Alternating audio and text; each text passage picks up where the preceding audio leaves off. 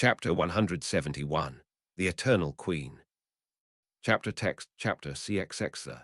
The Eternal Queen. It took more than 4 days of walking to reach their destination. Egwene had offered to use a gateway, inverted of course, to speed things up after the first day, but the offer had been summarily rejected. Although it had taken some explanation to explain the concept of a gateway, their guide hadn't seemed surprised to find that she could channel. She and Ye had agreed that it would be best to conceal his own ability. It would be a useful trick to have in reserve, and they still didn't know how these people would react to a male channeler. Their guide was a large man, by the unimpressive standards of the Red Rocks tribe, with ragged, black hair, a surly face, and an even more surly demeanor. He had little interest in talking to them, beyond occasional grunts, even though Egwene suspected he could speak the old tongue better than most of those poverty-stricken individuals. It made the slow, difficult journey all the more frustrating when she and Ye couldn't extract any more information about the land of madmen from him. Of course, to make things worse, the two of them had to be careful what they said to each other too. While the people here seemed not to understand the common tongue, Egwene wasn't foolish enough to assume that that was the case for all of them. On some level, she still found it difficult to believe that anyone would be unable to speak the common tongue, or at least anyone from her time. While the journey was hard, at least she hadn't skimped on Taija's exercises. If she had, Egwene suspected that Ye would have had to have carried her after the first day. The bloody man probably could have too. As it was, while she was certainly not enjoying herself, her feet and body were tough enough that she could keep up. The food, on the other hand. She was running out of supplies, and seeing what their guide ate had her seriously considering running for home, and then returning with fresh food. Not that good food was in abundant supply in the Westlands either these days. Unfortunately, doing so would risk their guide disappearing and having to start all over again with their mission. On the 5th day, their guide suddenly came to a halt at some unseen sign, looking around nervously. By then they had left the steaming, wet forest and seemed to be moving through rough foothills, adorned by sparse, unhealthy-looking trees. It felt more like home, but even Ye didn't seem to see what the guide saw. After a moment he gestured them on, but moving far more slowly and cautiously. It only took another few minutes before they came across a wooden column, driven into the earth with simple carvings on it. Simple, but horrible, carvings that seemed to resemble screaming faces. Some kind of deliberately unpleasant warning, perhaps. However, what was more unpleasant was what was hanging off it. A pair of human heads, too small to be natural, but seemingly real in every detail. Ye studied them impassively for a moment, and Egwene copied him, not allowing any of her own disturbance to show on her face. It was an unpleasant sight, but she'd seen worse. Their guide grimaced, looking around them nervously, and then shook his head. "You go, there." He pointed past the column further along the rough trail they'd been following. "You haven't taken us to our destination. The agreement was that you take us to this greater tribe." Egwene spoke slowly and clearly to help him understand. Whether the man understood or not, she couldn't tell. Neither words nor gestures would make him take a step past that column. In fact, he seemed to be edging away from it as they argued, looking like he wanted nothing more than to be heading back to his tribe. In the end, Ye laid a hand on her arm. "He has incurred much toll, but there is no purpose in trying to teach honor to one who has none. We are wasting time." After a moment, Egwene nodded. "You're right." She turned to the guide. "Very well, thank you for your help. You may go." There was no point in being impolite. Once the man had scurried away, the two of them took a few minutes to rest and recheck the various webs covering their abilities before they proceeded past the grisly marker. So you wanted to see me?" Rand had been surprised when he'd had the message from Taija. Despite her reassuring words, after the way Luz Thurin had spoken to her, he'd half thought she'd not want to see him ever again. Of course that was foolish of him. If she was devoted to anything, it was her duty. That and banging bad boys. For Light's sake, not now. He wished Luz Thurin would simply disappear. She never shirked her duty, but also she'd never failed to do her best to support him when he needed it. "Yes, since our last conversation I've been thinking and starting to work on some webs that might tie in with seals for the boar. I've made some progress, but really it's all guesswork. I think I need to speak to Luz Thurin some more, and possibly also to do some channeling with you. I've been sitting with Tell, while he talks me through the wards that Luz Thurin mentioned. Rand braced himself for the explosion of anger at Tell's name. However, while Tell knows more about making wards than I do, he's a long way from a true master. Of course she goes to the traitor. Does the airheaded idiot not understand the concept of operational security? Does she think this is all a game subordinated to her desire to open her legs for her lover? Taija, perhaps if you could not mention Tell. It tends to. Set off Luz Thurin, and if you want this to be productive, that will make things difficult. Taija looked at him blankly for a second. No, no. In his surprise, he just repeated the word, blinded by a handsome man, probably a virgin before she met him, too busy doing science, and then suddenly, boom, a hot celebrity to steal what little real-world sense she had. Light would the man never stop? No.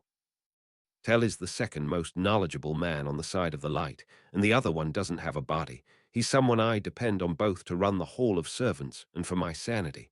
Weak, just weak. I understand that. Rand held his hands up placatingly. Luz Thurin, though, if she wasn't weak, if she truly believed in her principles, she'd have killed him herself. I don't care about Luz Thurin. He's a dead man, a voice in your head. If I start to accept his position, that Tell can't be mentioned, what then? Next, Tell can't be trusted at our side, and we lose one of the most valuable fighters on the side of the light. Then what? Tell needs to pay for his crimes, and he's hunted down and executed. Not that you'd need to, the idiot would go along with it. So I'm nipping this in the bud right now. If I want to talk about Tell, I will talk about Tell. He should be executed, she's right about that. I think you're being a bit irrational. She blinked a couple of times and then sighed. Yes, maybe. But can you say to me he isn't telling you right now that Tell should be executed? No one is executing Tell. Like burn me, I even like the man. Taija met his eyes for a second and then looked down awkwardly. Sorry, Rand. I know. It's just with what Luz Thurin said last time and well, you know, everything. I said I don't care about Luz Thurin, and I don't, but I do care about you. So let's make this voice in your head work for your benefit rather than just sit there insulting me. I do not think she understands the meaning of lonely. She has her pet forsaken. She has friends. All I have is a barbarian peasant boy who wants me gone. Perhaps he'd be less keen to see Luz Thurin gone if the man wasn't so thoroughly unpleasant. All right, I think I can show you the webs that Luz Thurin used to seal the boar. He's been talking me through them when he's been feeling more useful, and he can correct anything I get wrong. Taija nodded. All right, we may need to link at some point, but for now, if you can spin them and describe them, Luz Thurin can help you with the technical language. Then I'll feel them out. I suppose once I've got something figured out, I'll have to teach it to you. I think it'll need to be done in a link, and frankly, I don't have the right talents to do your part. While given how ridiculously able you seem to be with the power, I suspect you'll have little problem with mine. You're mad to trust her, but then it was my idea to go to her with this. In the end, we are all mad, ironic, really. Egwene and Yer had been walking for around 2 hours when, in a low voice, he muttered to her, Do not look, but we are being followed. Egwene resisted the urge to glance around her, instead spinning a couple of inverted webs and holding them ready. How many? At least 3. For now I do not believe they are seeking to attack us, merely to watch. Very well, let's just keep going then. We can pretend we haven't seen them. They walked on for another hour, keeping to the same direction and rough trail that they had started on. As Egwene looked around her, she started to see small signs of inhabitants, although everything seemed long abandoned. That pile of rocks might have once been a cottage. The way that the hillside seemed to have vaguely defined steps suggested it had once been farmed. Yet there was no sign of human life now, and in places the landscape was scarred as if burnt. Was this the result of the madmen that the sea folk spoke of? With the cleansing, no further men should have been going mad, but who knew how many there already were here, and any recovery would take time. Their silent shadows continued to follow them, although to Egwene's disgust, she could not detect any sign of them. As the day drew on, her urge to simply turn and confront them grew stronger, but then, ahead in the distance, she saw smoke rising from something. Perhaps it was their destination, another tribal encampment. Or optimism reared its head, maybe a village or even a town. She gave Yer a nudge and he nodded, although she could tell he was distracted, presumably by their unseen followers. The sight of the smoke put a small spring into Egwene's step, and her pace improved. Perhaps they would even be able to reach it before nightfall. Her mind was drawn away from their followers and the soreness of her feet by fantasies of what they might find at the end of the day. That was why it was a shock for her when Yer suddenly put his arm out in front of her, bringing her to a half as effectively as a steel bar. Ahead of them, 3 young men rose out of the undergrowth, crude spears of sharp stone tied to lengths of wood clutched tightly in their hands and hostility in their eyes. She hadn't even seen them. If Yer hadn't been there, these men looked larger, healthier than those that she had seen in the Red Rocks tribe. They were also better dressed. Still poorly clad by the standards of the Westlands, their clothes appeared to be made of leather and wool, but at least maintained their decency and offered some protection. The man at the front seemed to be the leader. He took a step forward, hefting his spear threateningly, and shouted something at them in the locals' incomprehensible tongue. Egwene prepared to bind the men in air, conscious of the others who had been following them too, but held her hands out, palms open, giving no sign of her preparation to fight. "Hello, we're coming in peace and wish to speak to your leader." To her mild surprise, some of the tension left the men. "Are you from Peril? I have think clothes wrong. Maybe other tribe want war." Egwene was about to ask what Peril was, and then thought better of it. She glanced at Yer, and he muttered, "Perhaps it is their word for Aes Sedai." That made sense, and might explain why they became less hostile. She wouldn't lie to them, but if it allowed her to speak to their leaders, then she wouldn't reject the opportunity that was presented to her. "Thank you, we want no harm. We have just come to talk. Can you take us to your leader?" The man nodded and lowered his spear completely, his actions swiftly mirrored by the others. "Yes, I take. You meet Eternal Queen. She speak to you of real world." Well, that seemed positive. Thank you, we look forward to meeting your queen." Eternal Queen was an interesting title. Presumably she wasn't in fact eternal, but perhaps a strong channeler. To normal people, particularly ones that seemed as uneducated and deprived as these people, she might seem to be eternal. For a moment, Egwene's eye caught a strange bird far away as it flitted across the distant sky before disappearing behind a hill. Rand sat surrounded by papers. He'd spent most of the day chewing over his meeting with Taija. The lack of progress on the web she wanted to spin with him and the constant stream of insults from Luz Thurin was more than frustrating. He tried reading through yet another depressing report. Increasing numbers of raids all along the Blight. Food supplies failing, grain rotting in sacks. Refugees starting to move south, and also people arming themselves and marching for the north. More of these bubbles of evil spreading around. He didn't know how long it would be until the last battle, but the signs were increasingly clear, and if he was honest with himself, he could feel it in his bones. The end was coming. He didn't want to die, not really. But he knew his duty. He would go to his death with his head held high. "Light save me from mawkish teenagers. I am the one that should be embracing Death Boy, not you. You will go and see the light-blasted woman again. Tell her I will apologize if I must. She can go on about the traitor as much as she wishes. After all I have done, I might deserve the fate of being stuck in your head. But Light, damn me if I have to put up with your self-pity too. Burn the prophecies." While Egwene didn't feel like she and Yer were being treated like prisoners, they certainly weren't quite at the level of honored guests either. They'd slept in a small, dilapidated village the night before, the source of the smoke she'd seen, under the watchful escort of Nagran, the leader of the locals who'd intercepted them. They'd even been provided with a meager, unpleasant meal, although it was no worse than the inhabitants of the village seemed to be eating. After they'd eaten, they'd been ignored, although there were always a few men with spears hanging around nearby. Now they were walking once again, down a better maintained trail. Nagran and his men didn't seem inclined to conversation, instead answering most questions with some variation of the Queen will tell you what you need to know. It was deeply frustrating, and while he didn't show it on his face, Egwene could also feel Yer become increasingly irritated as he walked beside her. It took the best part of a day before they reached another village, this one somewhat larger, but equally ramshackle. At least the people there weren't living in crude tents, but rather crude huts. "Eternal Queen here." Nagran sounded proud.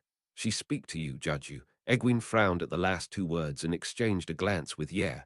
There'd been no talk of judgment before then. After a moment, she embraced Sedar, her concealing webs preventing any channelers from detecting it. She was sure Yer had done the same. I look forward to it, she lied. Please, lead on. Nagran led them to a larger building, almost a hall.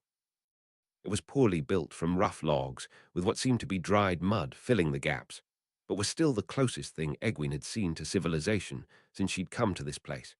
Two men stood guard outside it, dressed in the same low-quality leather and wool that seemed to be popular here. Nevertheless, her eyes followed Yer's to their belts. He really was a perceptive man. Both men had knives thrust through them, black-handled with large, dark, steel blades that looked to be of excellent quality. It contrasted with the stone-tipped spears of Nagran and his men. A good sign, perhaps, that these people did have blacksmiths. She had been becoming increasingly worried that they were so backwards that, even if they were willing, they would be useless for the last battle. It was darker inside the building. Guttering torches provided some light, but nevertheless it was hard to see clearly, and Egwene found herself blinking against the smoky air to try to see what was more than a few paces ahead of her. Nagran gestured at them to stop, and took a few steps forward before bowing low and launching into a long speech in his own tongue to some unseen person. Egwene caught the word peril a few times, but the rest was as incomprehensible as ever. After Nagran stopped speaking, there was no answer for a second, and then, suddenly, the torches extinguished, plunging the room into darkness. A moment later, light appeared all around them, bright balls of light hovering under the ceiling. The power, but she'd felt nothing. So was it Sedin? She glanced at Yer, and he gave her a tiny nod. The light revealed two men standing at the far end of the room, one on each side of a woman who was sat on what must be intended to be a throne, raised above the floor by a small dais. She was tall, with straight brown hair and a scar across her cheek. Her face stayed expressionless as she looked the two of them over. The woman's clothes seemed to be simple grey wool, with decorative patterns in bright colors interwoven through the grey, by far the finest clothing Egwene had seen among these people. It contrasted with the two men, who were clad entirely in strangely colored green and brown cloth in odd, seemingly random patterns. Perhaps it was symbolic of something. So, Nagran tells me you say you are from Peril. The Queen, for that was who she must have been, spoke the old tongue smoothly. Egwene was reasonably sure even from that brief sentence that the woman spoke the language better than she did. She quickly gathered herself and bowed low, followed a moment later by Yer. I presume you are the eternal queen of these lands. Now that she was in a room with her, she could feel that the woman could channel, strongly, even more so than Nynaeve in fact. We thank you for granting us an audience. We have come far to see you. For a moment, the queen didn't react to her words. Then her eyes narrowed. You speak the common tongue strangely, not as well as I would expect, although better than the people of the wastelands. When did you come here? It seemed a bit unfair that the queen was criticizing Egwene's accent. Her own was certainly stranger. The way she clipped her words was reminiscent of Taija's accent, while the rhythm with which she spoke was closer to Tell. But at the same time, it was just different to any Egwene had heard before, including Taija and Tell's. We came around 1 week before. Perhaps best not to mention the Red Rocks tribe, given how afraid they had seemed of these people. It was a long journey, but we're pleased to have finally found a leader of these lands. There are many important things that we hope to discuss. The Queen seemed to ignore Egwene's words, instead glancing at the two men. It has been over a century for me. What say you? The shorter of the two of them spoke. A squat man, he might have been handsome once, but his face was marred by vicious burns, and his one good eye regarded them with hostility. My love, their clothes are wrong, so is her accent. The Queen nodded, ignoring Egwene as she started to speak. Your Majesty. Instead, she looked to the taller man. His features were fine, with black hair hanging long around an almost elfin face. His right eye twitched at seemingly random intervals. I have never seen a man with red hair in peril. He paused, nor anywhere else for that matter. Your Majesty, we have come a long way with a vitally important message to bring to you and your people. Egwene stopped speaking when the Queen held up her hand. You are not from Peril, it is obvious. Do you deny that you lied to Nagran? Egwene suppressed a wince. We never claimed to be from Peril. We had thought that was his word for Aes Sedai, and did not have the knowledge to correct him. A half-truth perhaps, but close enough. So you came here under a veil of deception. No, your Majesty, we, Egwene could feel the situation was getting away from her. You thought, or maybe think, to pretend to come from a long-dead institution. What was an institution? An institution that destroyed the world out of its own lust for power before it went into the night, yet you claim no deception. No, we have already met one such as yourself, although his lies were better. Did not allow him to lead us to doom, and we shall make sure of you too. The queen stood, the light of Sedar springing up around her and a shield flying at Yer. Egwene drew fully on her angriel and sliced the queen's shield, and then felt something unseen, Sedin, slamming into her connection to Sedar, rapidly cutting into it. Frantically, she sliced the unseen web, starting to move and spinning her own attack. Yer had already leapt forward, pulling a spear from his back and flinging it at one of the men. Egwene's own attacks slammed into unmoving barriers of invisible Sedin and brightly spun Sedar. Were the men just as powerful as the queen? She needed room to maneuver if she was going to fight. She sliced a series of webs that came at her even as Yer danced closer to the men, presumably fighting his own battle with Sedin. She was faster than them, more skilled. She could tell that already, but so grossly outmatched in raw power that there was no chance of survival unless she could get room to move. She wouldn't be captured. Not again. With a snarl, the burnt man gestured, and Yer went flying through the air before impacting with a wall with a thump. He didn't get up. Egwene returned his snarl and focused her webs on him. Inverted air slipped round his ankle, and then she ripped the wall behind him apart, showering him with splinters of wood. One down. Only the moment of focus on him had left her vulnerable. Overpowered webs battered at her. Crude, but so strong she could barely cut them. She needed space. Egwene began to spin an inverted gateway, only for a shield to slide between her and the power. A moment later, she was trussed up in air, unable to move. The queen glanced at the burnt man, lying bleeding on the floor, concern briefly disrupting the uncaring mask of her face. Alston, help Kylan. As for you. She turned her attention to Egwene, who found herself hauled through the air to hover in front of her. I do not know what kind of game you are playing, but you were foolish to allow yourself to be captured.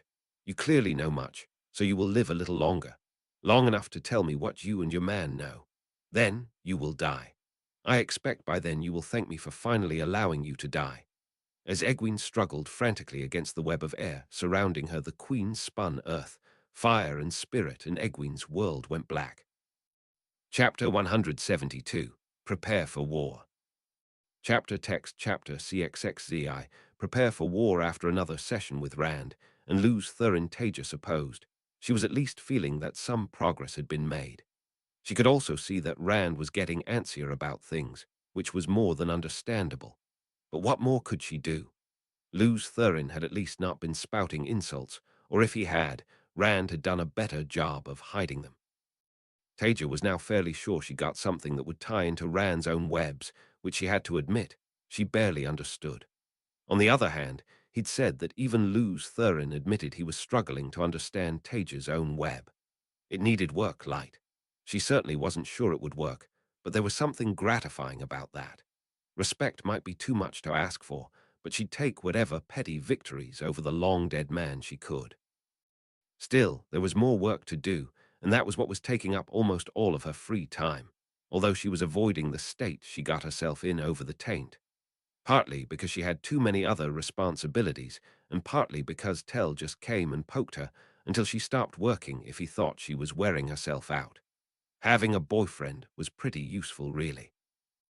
Olivia focused and wove fire again, splitting the threads into 10 different weaves and laying them around her as fast as she could.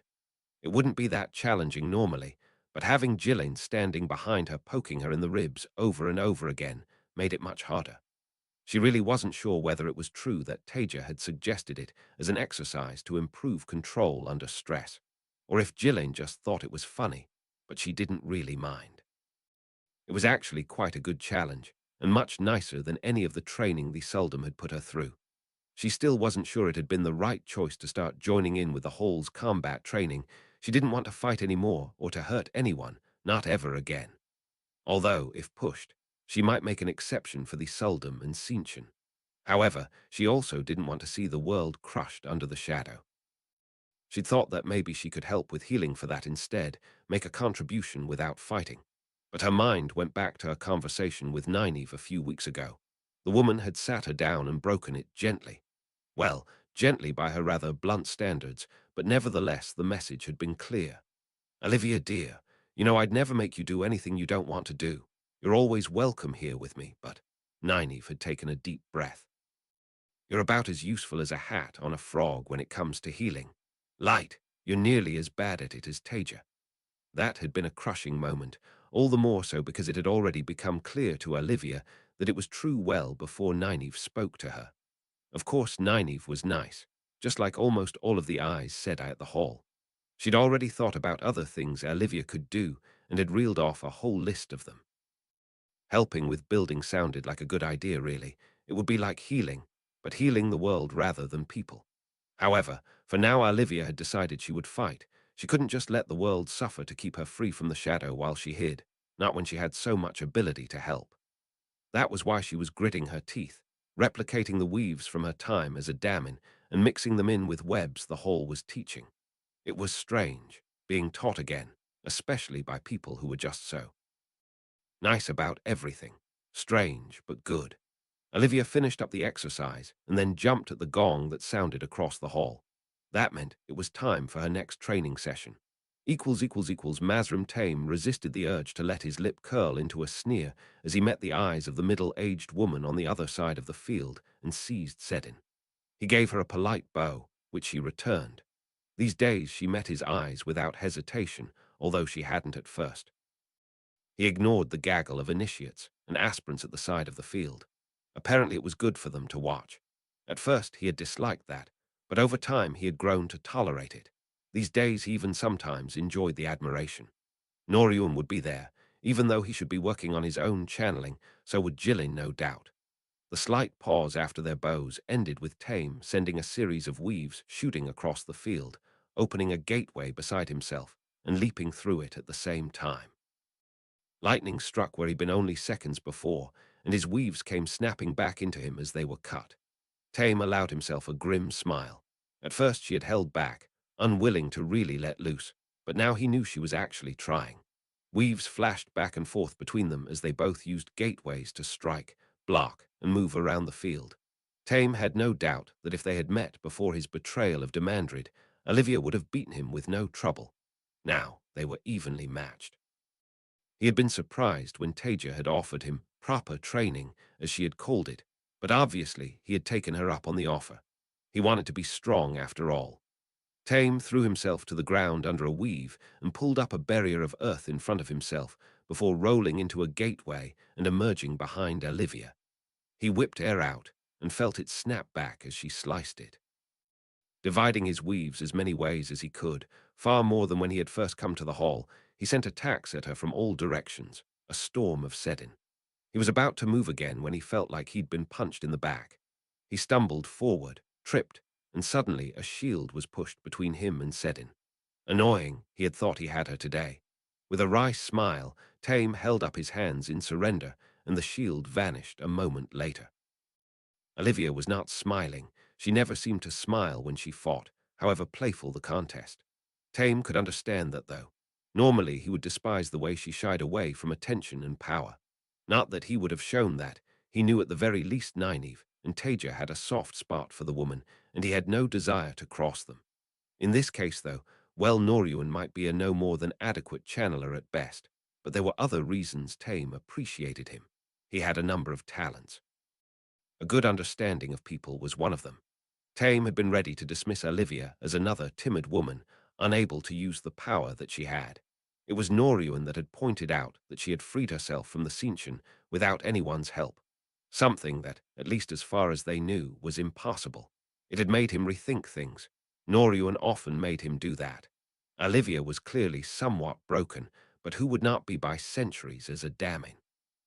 As far as he was concerned, she was the closest thing in the hall to a woman who truly understood what it was like to have been born a man who could channel, at least before the cleansing.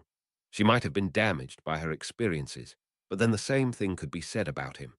These days he could not help but see something of a kindred spirit, even if she chose to deal with it in a different way.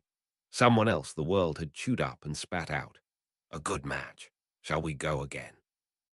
They were actually quite well balanced, which kept things interesting. Egwene couldn't sleep.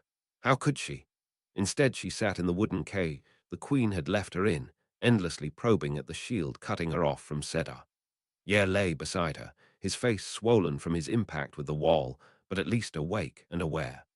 Fury danced in his eyes as he stared out at the two tribeswomen who were sat comfortably out of reach and holding their shields. Egwene ruthlessly clamped down on the panic bubbling up inside her. This was a bad situation, there was no doubt about it, but there must be a way out of it, surely. She didn't want to die, and she certainly didn't want to be tortured. What would Taija do? Probably pull some ridiculous Age of Legends trick that let her escape while shielded and turn the tables on their attackers. Despite her raw strength, Egwene was fairly sure she could have beaten the queen in a fair fight. The woman's webs were more than crude. Of course it hadn't been a fair fight. How she could have anticipated 3 channelers of that strength she didn't know. She glanced again at Yer. His expression hadn't changed in the slightest. If one of those women got within arm's reach of him, she strongly suspected they wouldn't survive the experience. The sounds of the village at night were different to home. It seemed to be noisier. There were arguments, people moving around despite the dark, and in the background, the sound of strange animals and insects. Egwene didn't realize she'd fallen asleep, leant against Yer, until a shout somewhere out in the darkness jerked her awake. A moment later, the village was briefly lit up by an explosion as fire billowed into the air. Both she and Yer were instantly alert, peering out into the gloom. "Do you think we're being rescued?" "Quiet." Yer's voice was a low murmur. "For now we know nothing. We must remain unseen." The explosion was followed by screams and a series of sharp cracks echoing through the air. Both the women guarding them had jerked upright and were looking around frantically. Another series of rapid cracks sounded out, and then orders screamed out in the local tongue. Villagers came boiling out of the huts closest to Egwene and Yer, spears clutched in their hands, running towards the sound. With a start, Egwene realized that the sounds were coming from the direction of the large hall that they'd fought in. Was it a raid by another tribe? A series of thunks echoed out, and then explosions roared into the sky from the direction of the hall, quickly followed by a huge amount of Sedar being channeled. More screams, a series of sharp cracks, and then the source of Sedar vanished. "A great deal of Sedin is being channeled," Yer muttered the words, staring towards the explosions. Everything went quiet for a few seconds, and then there was a flurry of movement in the darkness. More sharp cracks sounded, and something whined through the air around them. Egwene found herself thrown to the ground, realizing a moment later that Yer had yanked her down. She heard several wet thunks, and then the shield blocking her access to Sedar vanished. Egwene didn't hesitate. Even as the other woman, the one holding Yer's shield, began to scream. She embraced Sedar, drawing hard on it and lashed out, bisecting her with air with a wet thump. Then with a convulsive wave of Sedar, she blew the cage apart around them. She was about to get up when Yer's hand on her shoulder made her stop. "Careful." He didn't look at her as he spoke, instead staring into the darkness.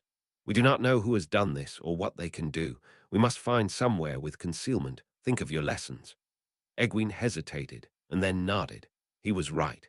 She'd let herself stop thinking at the prospect of freedom. Pressing herself to the ground, she followed him as he began to slither his way towards one of the huts, occasionally pausing to allow her to keep up. Once they were pressed against the crude wooden hut, Egwene was able to take stock.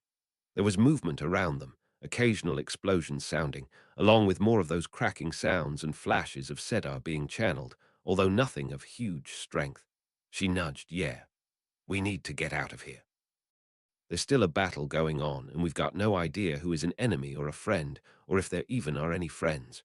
"You are correct. But if we cannot see, we cannot go stumbling through the dark. We can just travel, get home, and then come back with a stronger force." "Wait." Egwene ignored Yer and started to spin an inverted gateway. Before she could complete the web, she felt a pair of fists slam into her, throwing her back, followed immediately after by more of the cracking sounds. Sedar fled her and she reached to her stomach, her hand coming back wet and sticky. Was that blood? "Yeah." Her voice didn't seem to be working. Chapter 173. The Opening Shots. Chapter CXXiv. The opening shots. Yer felt Egwene jerk beside him and was already spinning air into a barrier ahead of them. A glance told him she was hurt, bleeding badly. Rage shot through him.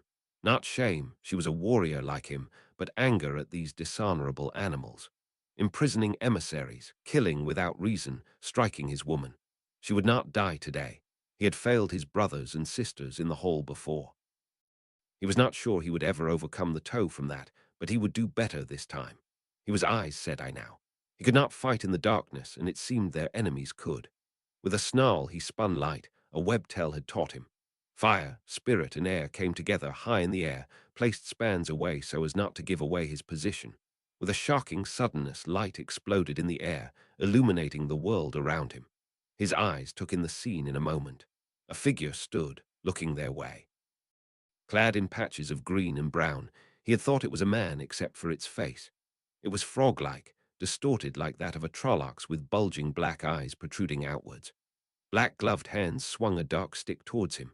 He had no idea what it was, but he would take no risks. Fury flowed over the void as he spun earth, fire, and water, ripping the figure apart. The immediate threat dealt with, Yer scanned around himself under the harsh, artificial light. There would be more enemies, more threats to him and Egwene, but none were immediately evident. In the sky a strange, black bird was hovering near his light, but it did not seem to be doing anything, so he dismissed it. With no immediate threats, he could turn his attention to Egwene. His talent with healing was limited, but she would awake from the dream if she was not helped soon. He would do his best, and then, if it was still safe, he would travel back to the hall. He was no barely blooded youth, desperate to prove himself. This was a time to retreat and regroup. After another look around them, he focused on her, spinning spirit, fire, and earth into her. He fed as much of the power as he could safely channel into the web. It was crude, especially compared to what Dama Flynn or Nynaeve Mira could do, but he lacked true talent in healing. When he finished, the blood seemed to be oozing out more slowly. Some color had returned to her cheeks. It would have to do. Yer looked up to see another of the strange frogmen. Were they shadow spawn? The frogman pointed his stick, and fire flashed from it with a series of cracks. Yer felt a flash of pain as something sliced across his arm. He embraced it, allowing the pain to flow through and past him. At the same time, he spun fire, turning the frogman into a guttering torch. Years of fighting instinct made him spin a barrier of air just before a series of thumps heralded impacts with it. Another frogman behind him. He spun fire, and the figure dived away. More cracks came from his side. They were coordinating, flanking him, forcing him to divide his attention. He could not work out how, though. They were not shouting or giving any signals. In fact, other than the cracking sounds, they were eerily silent, almost unnaturally so. If he stayed still, it meant death, and while all had to awake from the dream, he had not yet thrust his spear into Sightblinder's eye. Yet Egwene could not move. He would need to create a distraction, and then attempt to travel to get her to safety. Yer spun another barrier of air and tied it off. Then he focused and spun earth, air, and fire. A moment later, blinding light erupted with a blossom of fire among where he thought some of his attackers were. His barriers of air should prevent the others. As fast as he could, he spun a gateway back to the wetlands, sending a fireball out at the same time. It was a strain. He did not have the strength that Egwene did. As the gateway opened, he seized her with air, as gently as he could, and hauled her to the other side before diving through himself. As he went, he saw fire rip from the sky, a series of lines descending on him with incredible speed.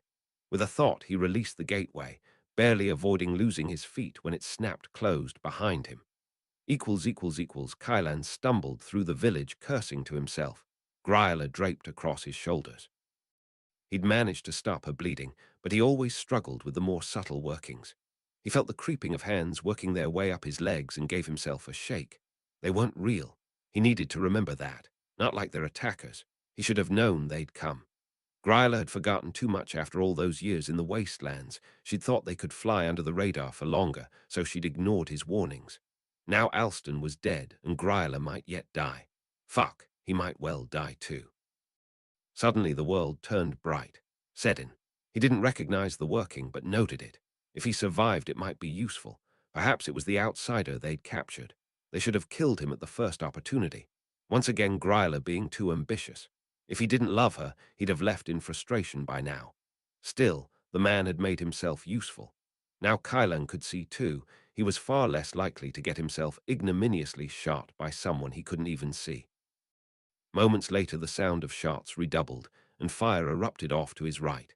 There'd be a net around the village, making sure that no one escaped, but perhaps they'd be distracted by this. The outsider would die, but perhaps his death would let the two of them escape. Kylan accelerated to an awkward run under Gryla's weight, angling to pass behind the group shooting at the outsider.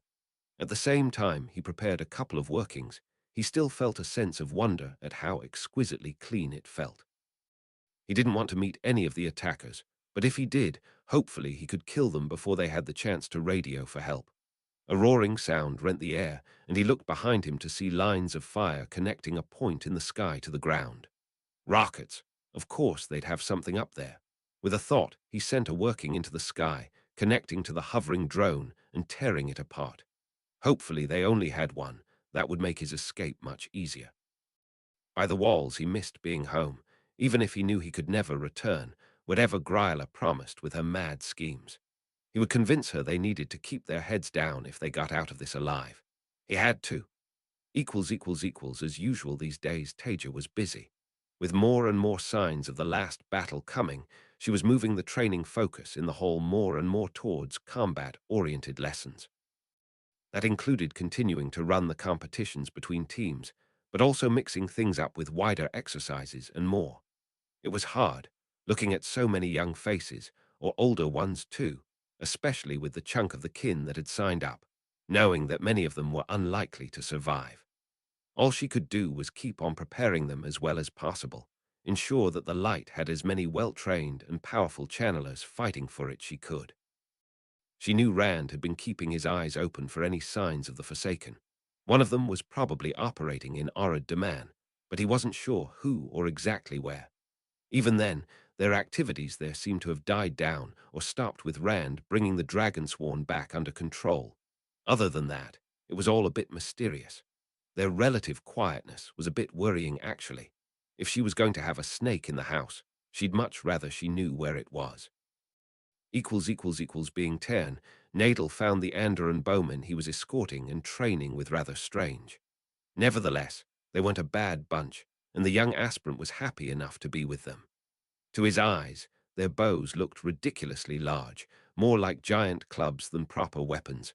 But then what did he know about bows? Before he'd joined the hall, he'd been an apprentice cobbler. He glanced over at Aes Sedai, who was deep in conversation with the leaders of the small Andoran army, Tam and Abel. He wasn't sure why she'd attached herself to this group, but she was a guest at the hall most of the time, and of course a full Aes Sedai in the tower, so he was hardly going to question her. Everyone knew the last battle was coming, and that was why these men, like so many others, had left home. Apparently they'd been heading to serve under Lord Perrin, but had been ordered to move east into Gildan to help with keeping order there and reduce the strain on Andoran logistics. He supposed that with traveling available, a small army like this one could return in a matter of hours if need be, which reminded him. He absent-mindedly probed at the anti-traveling wards, checking they were still there. This far from the Blight, there was little worry about an attack, but it had been drilled into him enough times that nowhere was truly safe. Frankly, Nadel was a bit bored. Tenan was attractive enough, but his fellow aspirant had made her lack of interest clear, and he wasn't going to push the matter. Other than her, there were very few women in the camp, unless he wanted to try his luck with Alana. He smirked at the idea. To be fair, she was green Adja. She might actually be interested, but he had no intention of waking up to find he'd been talked into letting her bond him as a warder. Nadel's introspection was broken by the sound of a scream, abruptly cut off. His head snapped round to the direction it had come from, at the edge of the camp. Then, a moment later, the clanging of a bell started through the camp, and he felt a twinge of pain in his head. The wards. He seized Sedin, already sprinting towards where he'd heard the scream come from. They were under attack, but whoever it was might find they'd bitten off more than they could chew. He and Tenan were decently strong, and so was Alana. Black flames roared into the air ahead of him, reality seeming to bend around them. No flows were visible, no webs. Was it Sedar? He spun a couple of webs of his own, ready to throw them the moment he saw the attacker as he ran through the frantic chaos of the camp. The flames vanished as suddenly as they'd appeared, revealing a tall, dark-haired man dressed in unrelieved black. Sharp blue eyes met Nadel's, and he let loose with his webs, sending fire spiraling across the camp towards the man. At the same time, a huge fireball, presumably of Sedai, fell down from above. At least he wouldn't be fighting the man alone. The man's expression didn't change, but all of the webs heading towards him suddenly vanished. Nadel had felt flows snapping back into him before, but this was different, far worse, far more painful. He winced and stumbled, resisting the urge to throw up and trying to focus on his spinning. In that moment of distraction, the man traveled, a hole opening in the air with a tortured, subsonic scream. At the same time, something hit Nadel hard, so hard that the world went black. Nadel didn't know how long he was unconscious for, but when he opened his eyes, his head was in agony. Although when he groped around with fumbling fingers, he couldn't find any signs of blood or injury on it. Eventually, the pain subsided enough that he was able to slowly climb to his feet and look around him. Everywhere he looked was destruction. Where before there had been an army of over 1,000 men, now there were only corpses. There was no movement, not even carrion birds. Everything was just unnaturally still. Nothing was left standing, not even the smallest tent. Nothing except his eyes landed on what had been the center of the camp, and bile rose up in his throat. Suspended in the air, held by tied-off webs of sedin, were 4 people, 4 bodies, all naked, their guts spilling down their front. Alana, Tenon, Abel, and Tam. Why? They weren't a big force. That must have been one of the Forsaken, but why would they target this group? After a moment of dumb staring, a sneaking suspicion sparked in his mind. He'd thought Thor was a relatively common surname in Andor, but Light. He reached for Sedin only for the pain in his head to redouble. With a wince, he turned towards the nearest town. He needed to report this as soon as possible, even if that meant walking to someone who could travel if he couldn't manage himself. Chapter 174. A Meeting Without Tea and Biscuits. Chapter text chapter CXXXV.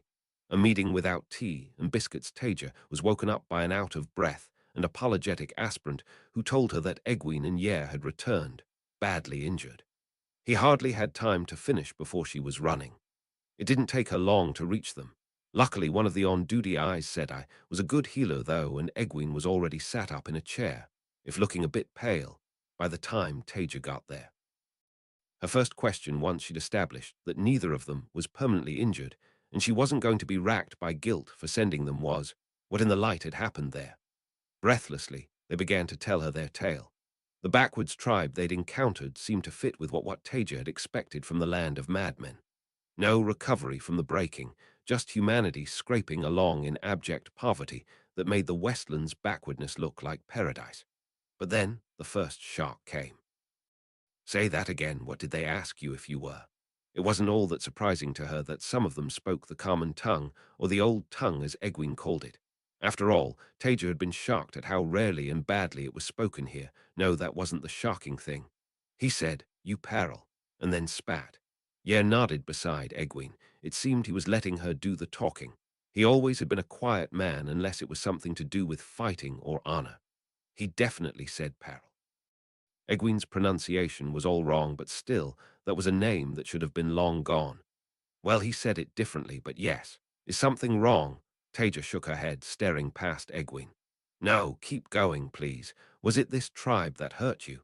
If it was, they'd be getting a visit, oh yes. Egwene shook her head and continued with her story. It was interesting that the tribe were led by a channeler, but Taija supposed it made sense. If they had no strong ethics system or sensible government to stop channelers from taking charge, then it would probably happen. She grimaced slightly at Egwene's description of the totem pole with shrunken heads on it, but gestured for her to continue. Then Egwene said it again. Peril, surely not. It was a coincidence. Taija suppressed the slight tremble in her hands. She couldn't just go herring off there. She needed to hear the full story.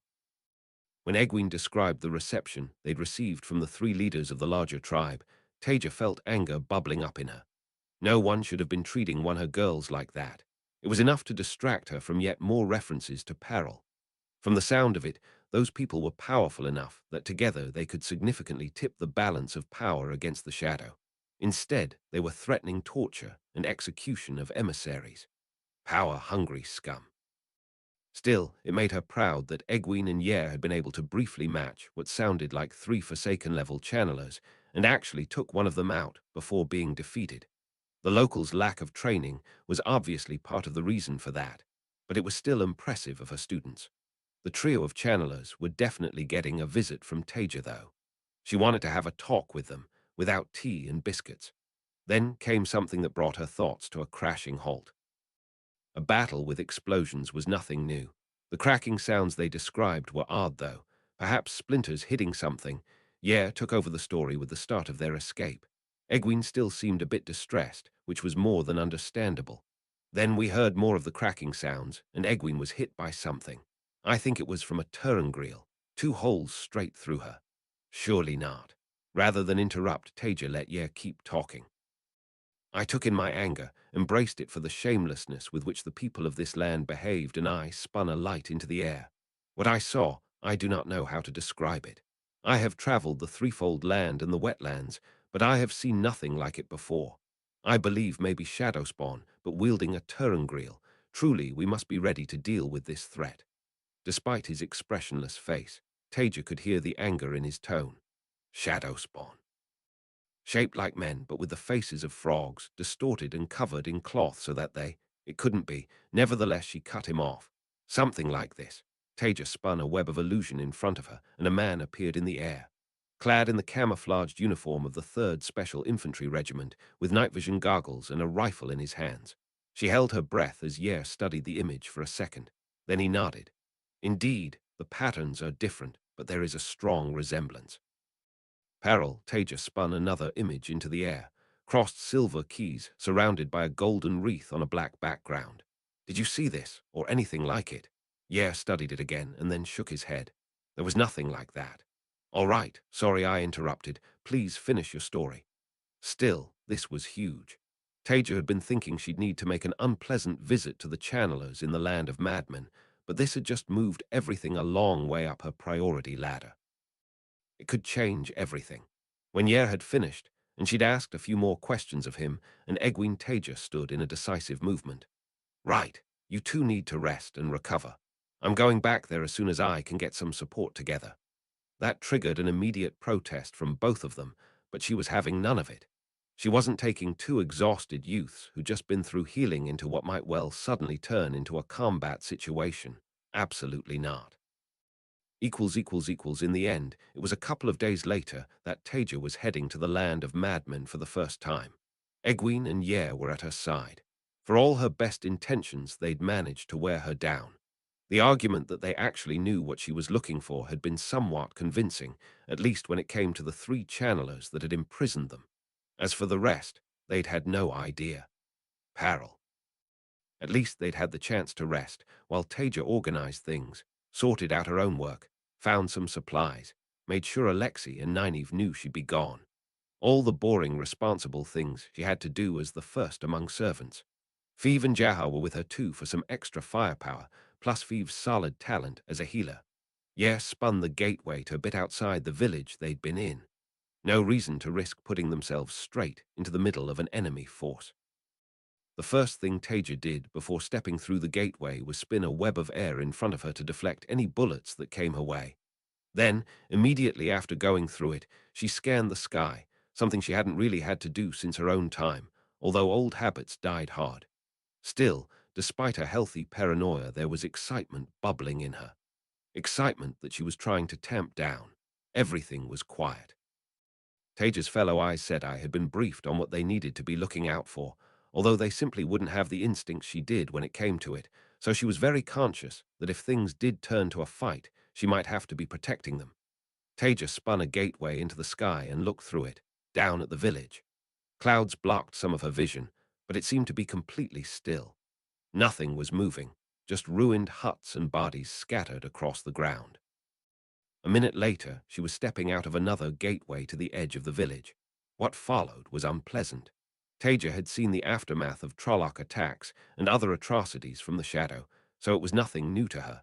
Still, the village had been slaughtered to the last inhabitant as far as she could see. Children's bodies were scattered amidst those of the adults, indiscriminately killed. Most seemed to have been shot, The brass casings littered around the place certainly supported that. Some execution style, others with weapons in their hands. Others had been blown up. There were no signs of the attackers, even though Yer said he'd killed at least 2 of them. Perhaps they took the bodies with them. What Taija couldn't see was any explanation for why they'd done something like this. No one who served the light could, surely. If she was right about their equipment and weapons, it would have been an utterly one-sided slaughter. Taija wasn't exactly feeling positive towards these villagers, given what they'd wanted to do to Egwene and Yer, but this was disgusting. It didn't fit at all. Egwene and Yer led all of them to the broken ruins of a larger hut. Inside, they pointed out a corpse as belonging to one of the men who could channel incredibly strongly. Taija sighed at that. Regardless of anything else, that was a potential resource to fight the shadow lost.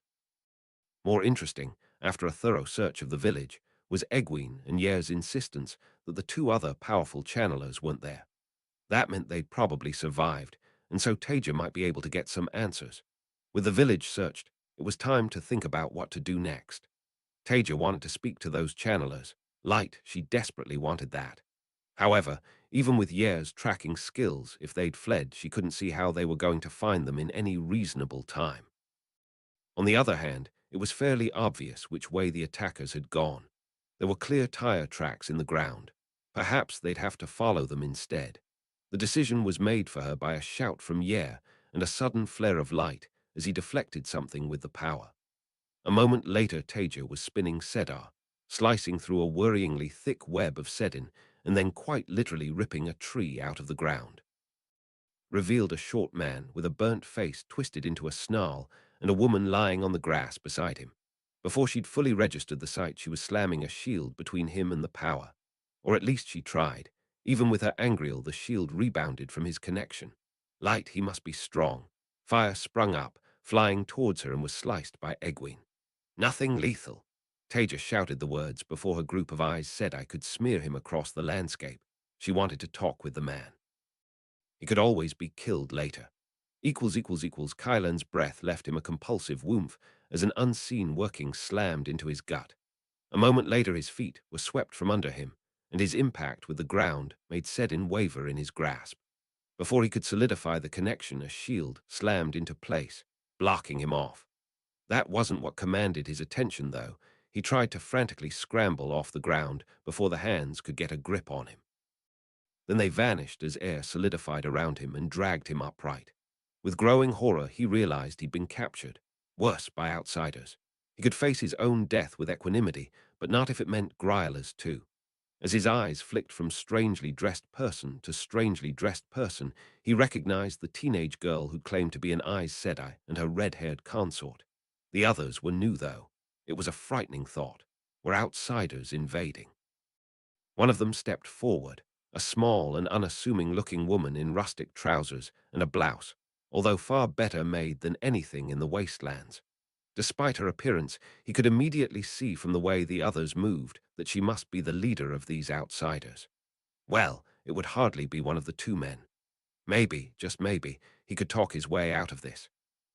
If he could only get to the antibiotics they'd had stashed and give them to Gryla, then everything would be all right, and they could remove the outsiders together. With a grimace, he forced himself not to express his true feelings about their presence. Then their leader spoke, and he blinked in surprise. "You've already attacked and threatened 2 of my people, so understand you're on very shaky ground." She spoke the old tongue far better than the girl and her consort. They spoke it better than any of the natives of the wastelands, of course, but still like they'd learnt it in high school. This woman spoke with an odd accent, but beyond that her language was perfect, worryingly close to home, really. By the walls he missed peril. Time to lie. "I apologize, it was a great misunderstanding. I certainly mean no harm to any of you. Because you're trussed up like a chicken. Now why did you attack Egwene and Yer, your 2 young companions?" Because they were outsiders, and outsiders must die if their world was to survive.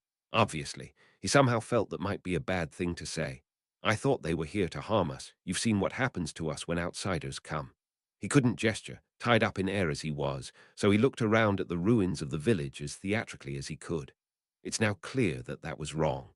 The woman looked at the village behind her and lips turned further down. Who did this? Why? You don't know. Kylan struggled to contain his surprise. Peril did it, obviously. He tried not to sound like he was speaking to an idiot. Her eyes flashed. You keep mentioning this, Peril. We're from a long way away, so please, explain to me as if I was a child. What exactly is Peril? Peril was, how to describe the center of the world to someone who had never been lucky enough to be there. Eril is the greatest city in the world. You understand the word city? The woman nodded impatiently, as if outsiders could truly understand something like Peril.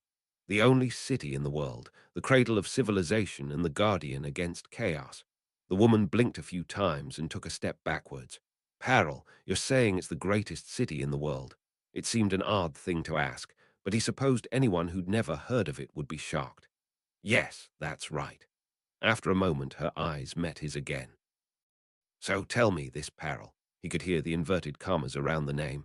Why is it sending soldiers to kill people like this? She really must be from far away. How had she even managed to reach the wastelands? Kylan's lips twisted into a grimace. If a tribe becomes too strong, then Peril eliminates it, obviously. He thought back to his lessons. The city can only be safe if channelers are not allowed power over it. There can be no enemies allowed to coalesce, or civilization would fall. He hesitated, or that's what they say anyway. The woman's eyebrows had climbed almost to her hairline. So, you're saying that Peril sends soldiers to destroy any tribe that starts to become organized, because they feel in danger from them?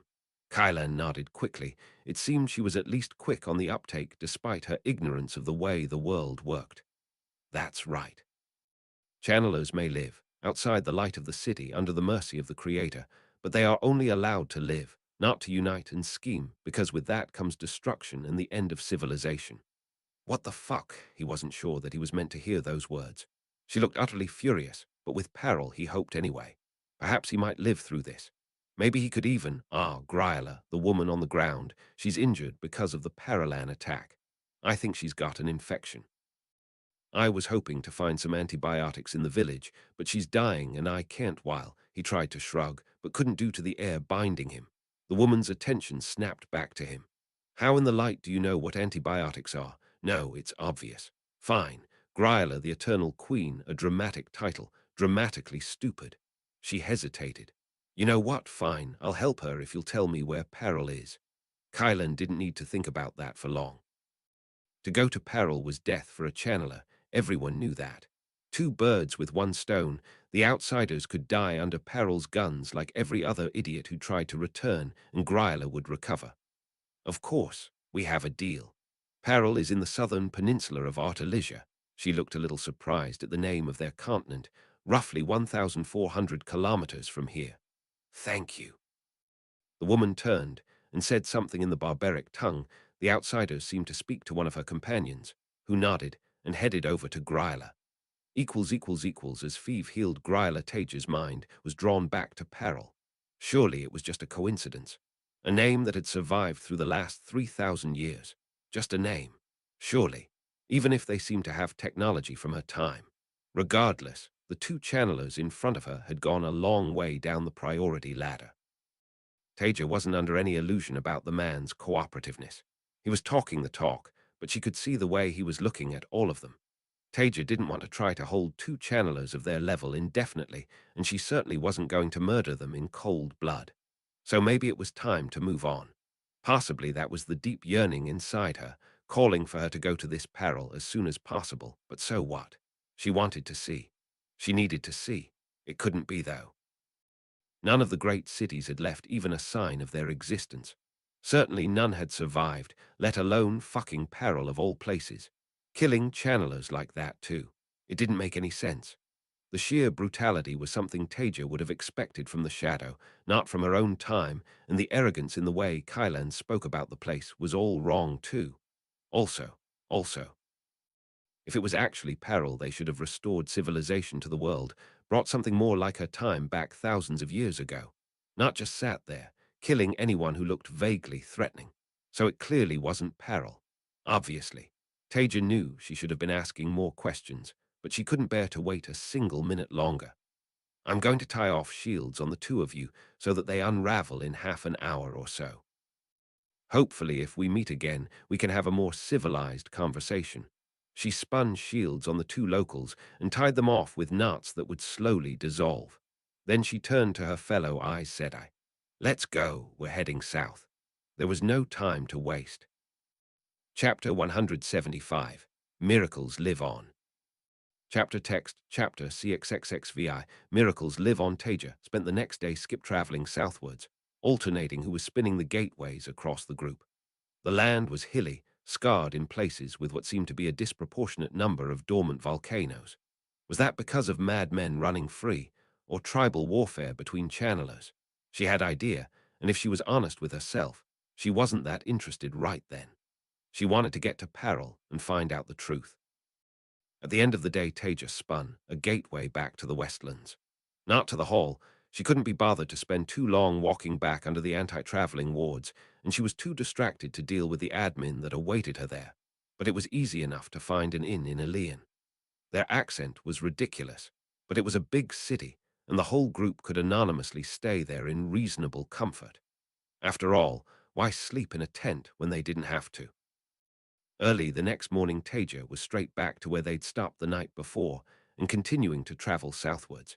It was relatively slow going, although nothing like as bad as walking. Sometimes they could cover 20 kilometers in a single step. Other times it was far smaller distances. It all depended on the scenery. If only she had more information about the geography of the southern part of Artelisia, she might have been able to work something out with blindly jumping. As it was, Taija didn't want to end up in the sea. It was getting towards the afternoon when things changed. The first thing that Taija realized was that they must have been incredibly lucky. Blindly heading south, looking for a city in a continent, even when they had the general direction, was like trying to find a needle in a haystack. The second thing was that the city must be controlling a lot of territory around themselves. She couldn't even smell the sea. In front of her, the grassy hills, with trees dotted around them, that she'd been moving through for the last few jumps came to an abrupt halt, to be replaced by what almost seemed to be desert. Nothing was growing beyond a few sad-looking shrubs. Taija might have thought it was natural, or maybe the result of mad channelers, but for the signs in the ground. There was one in front of her, and she could see them off to each side, perhaps every 100 meters or so going away into the distance. The board in front of her had a prominent skull and crossbones on it, and it was clearly printed, not painted, with writing below it. Writing in her language. Entry forbidden to non-citizens. By decree of the Chief Secretary, all intruders will be terminated with extreme prejudice. That was more than ominous. Taija's heart sank a little further. When she thought about what the soldiers from Peril had apparently done to the village, the threat seemed plausible. It wasn't going to stop her, obviously. But she was going to have to be at least a bit more careful. Also, it just didn't fit with how things should be if this was actually Peril and not some twisted imitation. After a moment, Taija turned to her companions. I think there are going to be some obstacles now. She glanced out across the packed dirt ahead of her. Be very careful where you put your feet and keep a web of air in front and above you. Imagine someone might be shooting exploding arrows at you. They all looked a bit confused, but it was Egwene that spoke up. Why do we need to watch where we put our feet? Land mines. Aren't all mines on land? Were there underwater mines in the Age of Legends? Taija sighed. So much for directly translating words. Just watch. She spun a web into the ground, earth and spirit, sending a gentle, invisible wave of the power through it. She could feel there were lumps of metal in several places. One of those would do. Taija carefully spun air and earth, dragged up a clump of dirt, and compressed it so that it would stay together, and then dropped it on a mine. The fountain of dirt thrown into the air, and the loud boom of the explosion made her point for her. So these are, how to say it, explosive traps in the ground. If you step on them, then they'll explode under your feet, but technology, not the power. Other than the rest of Taija's companions took an instinctive step back from the sign. She glanced back at them in irritation before continuing. They're not that dangerous. You can use a web for finding metal in the ground to work out where they are, but you just can't step on them. That's how I found the one I set off. She hesitated and considered for a second. Actually, thinking about it, they might be cleverer than that. They might use plastic, non-metallic ones, or possibly ones detonated by sensors so you don't actually need to step on them.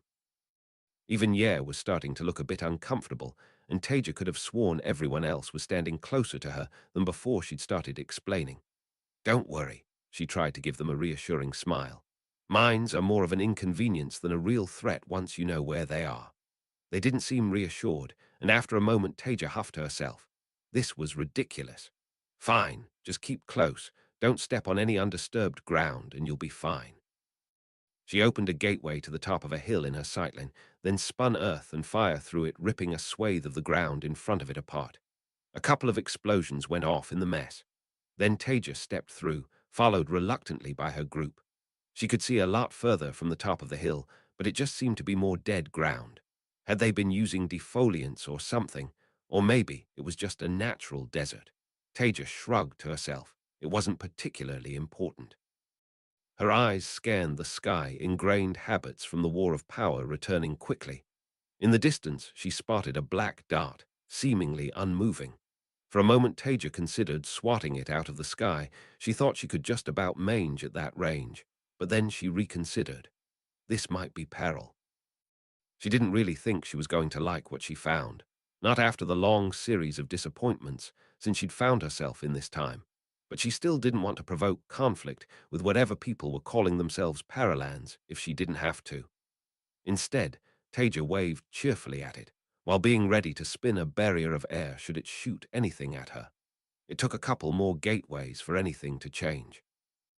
The land seemed to move from desert to grassland, which at least improved the view, although it was still bare of features such as trees or buildings. One more gateway took her to another hilltop, and then things looked stranger. The ground was dotted with craters.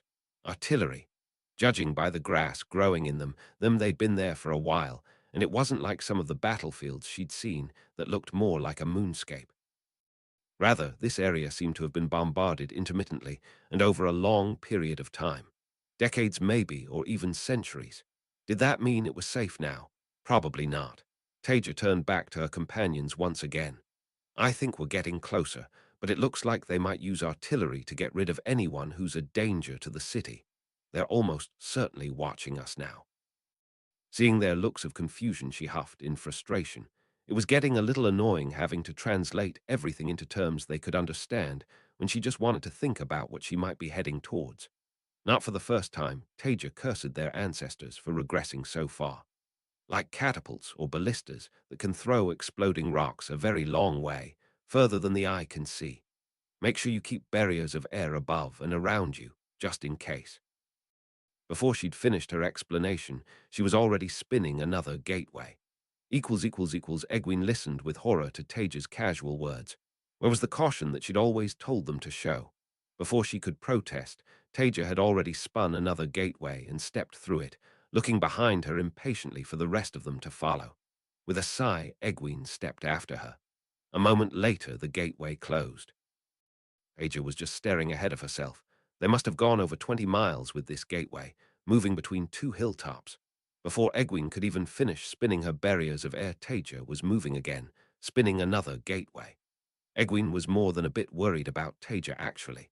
She'd practically ignored all of their questions. She just seeming to be utterly focused on reaching this peril at any cost. It was very unlike her, and she'd refused to explain why she was so worked up about the place. Egwene certainly hadn't heard of it before, but she had to think it must have been something to do with the Age of Legends for Taija to go off like this. It was worrying, though. Taija was an incredible woman, and Egwene owed her more than her life. But she had her flaws, and one of them was allowing herself to get distracted. With the right stimulus, she seemed to lose all of her common sense. With her lips turned down, Egwene went to follow through the gateway. These Paralans might have bested her before, but now she was ready for them. Whatever Taija needed to help her deal with peril, Egwene would be there behind her. She stepped through the gateway after the others. Just before it closed, she glanced behind her, to the last hilltop they'd been on, only to see it disappear into a cloud of fire and smoke. Was that the artillery that Taija had mentioned? "Taija, you!" Egwene trailed off as she followed Taija's gaze. In the distance, there was a grey smudge. Taija spun one of her inverted webs, and the air turned to a haze in front of her, probably something to magnify the view. Egwene was about to copy her, when she remembered Taija's warning, so first she spun air in a barrier above and around them, her web joining with the others. Then she spun her own magnifying web. The view in front her seemed to shoot forward, resolving into towering walls formed of a smooth grey stone. Given the distance, it was hard to tell how high they were, but then as her eyes moved across them, between the poles protruding up from the top, something to hold banners perhaps, she saw tiny figures moving around. Based on the size of those people, the walls must have been over 50 spans high. One of the poles suddenly flared with light from its end, then another. Egwene looked over to Taija, who seemed to be frowning to herself. After a moment, Taija gave her head a shake and looked up. I'm going to travel to the walls and then down into the city. Once we're there, we'll try to blend in. Want to know what's going on before I make any decisions. I want you all to watch my back. People might attack us with little warning. Barriers of air should keep us safe, but remember to guard behind, above, and to the sides. Let me do any talking. Just keep quiet unless we're attacked. That sounded like a stupid plan. Egwene opened her mouth to say so, more diplomatically, of course, but then Taija looked up. Cover your ears and be ready to follow me. By then, they'd all learnt that if Taija said to cover your ears, you did it immediately. A moment later, the world dissolved into an ear-splitting roar as fire surrounded them, blocked by their barriers of air. Taija was already spinning a gateway and gesturing them through. As the shells exploded above and around Taija, she stepped through her gateway onto the walls. Concrete, not something she'd seen in a while, and ugly as sin. None of the artistry that she'd expect from her time's architecture. At least not pre-war. Hopefully, the gunners would think they'd hit her and her friends with that barrage, although that ore's probably too much to hope for. Either way, she'd picked a bit of wall that looked relatively unoccupied, and she quickly spun a second gateway down into what looked like housing sprawling away from the walls. All of them emerged in the shadow of a block of flats, perhaps 10 stories tall, constructed out of dull concrete. They looked like the sort of housing that was put together at speed for refugees from the north after the opening days of the war, although Taija doubted any of those buildings would have survived for 3 millennia. Thankfully, there was no one around to see them emerge. In the brief time that Taija was on the walls, she'd seen towers looming together in what was probably the center of the city, but quite some way from the walls. If this really was peril, she couldn't imagine that these concrete blocks were how everyone lived. Only the poorest of her time would have lived somewhere like that, and only during and after the collapse. She also saw vaguely familiar spiraling structures off to one side that she suspected might be vertical farms. She'd seen something similar in the past, although certainly not in peril, but it had been more of a gimmick, something the Kemali regional government had done to show they could rather than something practical. Behind it all lay the sea, tiny boats moving across it. Taija didn't want to go straight to the center. That felt like immediate discovery would be inevitable, and she didn't want that. She wanted the chance to see what was going on in peril for at least a little while before she spoke to any authorities, or had them shooting at her. She hadn't really expected anything else, but the artillery reinforced the sick feeling in her stomach that said that even if this actually was peril, she was still probably going to be shot at. That being said, Taija was still looking around wide-eyed. Lots of things were wrong, but there were so many things that were recognizably a legacy of her times. Stay here, keep quiet, and stay hidden. I'll be right back. Taija whispered the words to the others, and then headed for a passage under the apartment block, spinning a web over herself so that her appearance rippled and transformed into that of a middle-aged man, looking like a southerner, and in the high-vis jacket of a maintenance worker from her time. Hopefully, it wouldn't look completely out of place here. After carefully looking out from the passage, Taija emerged onto what seemed to be a main road. Parked cars lined it, others whipped past on a 3-lane road. She didn't recognize any of the models, not that she had expected to. There seemed to be far more cars than there would have been in her time, but she saw buses too, and people walking along the pavements. They weren't dressed how she'd expect. Taija could see that their clothes were synthetic fabrics, like she might have had in her time, and certainly cut more like she'd expect to see in peril. However, the styles were wrong, as were the colors. They also just looked a bit drab and cheap. They wouldn't fool anyone if they'd tried to fit in her peril, but they wouldn't look so wildly wrong that they couldn't claim to be from some obscure village with no sense of fashion. She wasn't sure if this was just a poor area of the city, or if it was what most of it was like. but she was distinctly unimpressed by the buildings lining the road. They looked like the worst, dullest apartment blocks of her time. Once Taija felt she'd seen a few of the local citizens, she waited until there was a gap in the foot traffic, just a single woman in a cheap-looking suit walking along.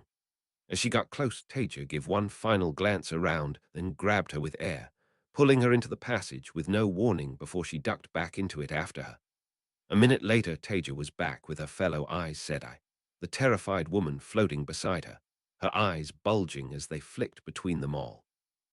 Taija couldn't help but feel bad. She needed information about this city, and she couldn't get it without speaking to someone, but the last thing she wanted was to bring the authorities down on her. These people clearly had proper communications, so she couldn't rely on outrunning any alerts. "I'm terribly sorry for doing this to you. I'm not from Peril and needed to speak to somebody. I promise not to hurt you." Taija spun a web against sound around the whole group and removed the air blocking the woman from calling for help. "You can speak now, but no one will hear if you try to call out." Her breathing was rapid, almost hyperventilating. Why, you can channel. How did you get in here? You have to let me go. I can't be around you. I don't want to be exiled." "It's all right." Taija tried to make her voice as reassuring as possible. "No one is getting exiled. Just answer a few questions and we'll be gone. No one will ever know." No. If I help a channeler, they'll find me. You need to leave the city. This isn't the place for you. The Watchers will find us, and if you're lucky, they'll kill you. Otherwise, they'll send us all to the wastelands. Please, leave me alone." That was more than ominous. This is going to be horrible. Taija just knew it. "There's nothing to be worried about. Please, what are the Watchers?" Unfortunately, the woman clammed up, refusing to answer any more questions, just occasionally struggling against his invisible bonds. It was worrying, though. That wasn't the reaction that Taija had wanted. Eventually, she gave up on questioning the woman and silenced her again. "All right, this isn't getting us anywhere. I want to try to explore the city a bit and work out exactly what's going on. I'm going to disguise us so that we can fit in. Remember, they almost certainly speak the old tongue here, so don't speak the common tongue. In fact, try not to speak at all. You'll just sound wrong." After the others nodded, Taija rifled through the woman's pockets with more than a hint of guilt. Her wallet had an ID card along with a number of what Taija hoped were payment cards and bank notes in it. There was also a picture of a man and a child. She took that out and slipped it into the woman's blouse, but she was keeping the wallet. Taija also took what was almost certainly her phone. "I'm sorry for this, but if I get the chance, I'll pay you back. I'm going to leave you now, but I can't have you following us. Don't worry, this won't hurt you at all." The woman started to thrash against the web of air holding her in place. "It should just last a few hours, then you'll be free." Taija moved her against the wall and tied off the air holding her in place so that the web would dissolve in a few hours, then did the same with a web of illusion to hide her and a web against sound. Hopefully, by the time she was free, things would be resolved one way or another. Whatever happened, Taija wasn't really willing to leave her like that for longer, especially after she just robbed her. Job done, Taija spun a web to block the woman's vision of her and her group, and then spun disguises over them. Taija took on the woman's appearance. Hopefully, she could pass as her well enough to use her id if she needed to. The other Aes Sedai, Taija, dressed up in clothes similar to those she'd seen people walking past in. Job done. It was time to move. This seemed to be a residential district, hopefully a good place to start their infiltration, but not a great one to actually get much information. They needed to get somewhere with more going on. Egwene followed Taija, trying to resist the urge to look around wide-eyed. Horseless carts sped past at incredible speeds, somehow not careening out of control. She'd have assumed they were Turangreal of some sort, but there were so many, and she could remember Taija rambling on about cars before. The buildings on each side of the incredibly smooth road towered above them, as high as all but the greatest domes and towers of Keemlin. They were relatively unadorned, but the fine construction and large glass windows, along with their sheer size, all spoke of great wealth. The people of Peril walked past the little group of Aes Sedai, not sparing them a second glance. That was just how Egwene wanted it to stay, so she did her best to act casually and not to stare at the wondrous sights. Was this what Taija's life had been like during the Age of Legends, surrounded by such incredible feats of achievement? Even the ordinary people's clothes seemed to be of the finest quality, albeit lacking in much adornment. Taija seemed to know where she was going, although Egwene had no idea how, and walked down the street with determined purpose, seemingly refusing to be distracted by anything around her. They followed what must have been a main thoroughfare for a good 10 minutes. Then, suddenly, Taija turned a corner and started to descend some stairs. A sign above them spelt out a word in the old tongue that Egwene didn't recognize. Underpath, perhaps. Was there a cellar in the road? An actual landmine. It was distinctly odd, but Egwene knew her duty, and after a moment's hesitation, she followed Taija down the completely even stairs, resisting the urge to ask her where they were going. The stairs opened up into some kind of underground hall, all smooth stone and metal, with a rumbling sound echoing through it. Crowds of Paralans hurried through it, passing between barriers that opened and closed without any visible mechanism, while Taija moved over to some kind of window in the wall. Was this all some huge Turangreal? Was it dangerous? Egwene was sure she heard Taija muttering to herself, but it was hard to tell over the sound of all the people and the rumbling. They ended up standing awkwardly around their leader as she poked at the window. Egwene tried not to stare too obviously as images flickered across it, responding to Taija's touch. She could feel Taija's frustration growing as she prodded the screen, and a few Paralans had started to wait behind them, forming a queue. She could sense growing irritation from them and smiled awkwardly at one before looking back at Taija when he didn't react. Was that a curse word from Taija? She hoped none of the Paralans had heard. Then Egwene's heart leapt into her mouth. A man came over to Taija, dressed entirely in black, hard eyes, surveying them from a finely defined face, everything about his body language shouting confidence and power.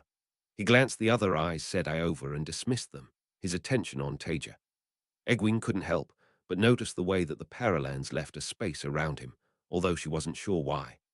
From what she'd heard, it was very unlikely he could channel, and his clothing didn't look particularly fine or impressive.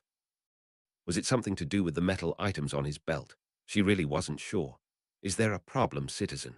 The man addressed Taija politely. However, while Egwene struggled to follow the tone through his strange accent, she felt more like he was saying that there were about to be problems rather than making an honest enquiry. The machine beeped and Taija smiled at him, giving him a little bow and replying with uncharacteristic smoothness. "Oh, thank you for your concern, but I was just being clumsy."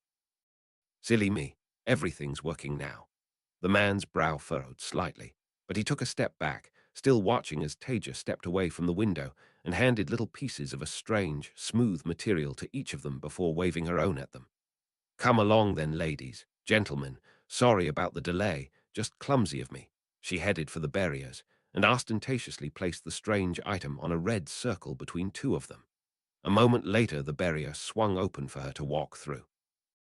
Jaha was the quickest on the uptake, following her and placing his own card on the circle. Egwene and the rest quickly hurried after them. On the other side was what must have been the source of the rumbling. Egwene nearly balked as Taija stepped unhesitatingly onto a rattling, moving staircase, descending further into the depths of the ground. What was this place? Another miracle of the age of legends, a horror that they were forced to live with. She forced herself to suppress her fear and stepped forward. It must be some kind of machine, not an unknown Turangreal, and if Taija wasn't scared of it, then she wouldn't be either. As the moving stairs started to carry her down, she glanced behind her to see the man in black watching them, holding some kind of cube to his mouth. Then she gasped as her attention was dragged to the walls. What she'd thought were just glass windows had sprung to life, showing moving images and writing, all in the old tongue. A dignified older man with a short, white goatee stood with his arms crossed watching over them, replicated on every sheet of glass down the path of the moving stairs. It was almost too fast for her to read in the old tongue, but the words "Chief Secretary Labraine is with you" flashed up above the man.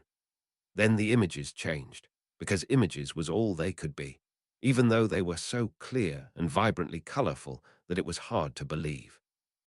A man in black, like the one at the top of the moving stairs, stared out, his eyes seeming to be focused right on her. Words flashed up again, too. "Beware the enemy within. Report all treason." A second later, the image was gone again, to be replaced once more, this time by a happy family entering one of the horseless carts, no cars. Unity, prosperity, freedom, protect peril. Then they reached the bottom of the moving staircase, and Egwene nearly lost her footing stepping off it after Taija. Thankfully, she'd spent enough time running, sparring and training that she kept her balance. Yer, of course, had no trouble. The man might as well be a cat. Jahar and Feeve weren't so lucky, stumbling and nearly falling. Taija shot them a look of irritation, but didn't break her stride, turning right through a hole in the wall and leading them into a long, cellar-like chamber. Was this where the mine was? Egwene found herself standing on a raised platform amidst a crowd of Paralans, none of whom gave any of the Aes Sedai a second look. Most seemed to be entirely focused on odd squares in their hands or just staring into the distance. Jahar started to ask Taija something, and she shot him such a look that he instantly subsided into silence. They stood that way in awkward silence for a couple of minutes, while Egwene tried to surreptitiously decode the images on the walls. What in the light was a sky garden? Did they have flying plants in the Age of Legends? Her study of her surroundings was brought to an end by a rumbling sound. A wind quickly picked up, although she couldn't see what could possibly have caused it, and the rumbling turned into a rising shriek. An ethereal howl that sounded like nothing she'd ever heard before, a sound that tore painfully at her ears and had her looking around frantically for its source, bemused at the way Taija and the Paralans seemed so unconcerned. Then, with a roar, something came blasting into the chamber, shrieking its way along the platform on which they stood.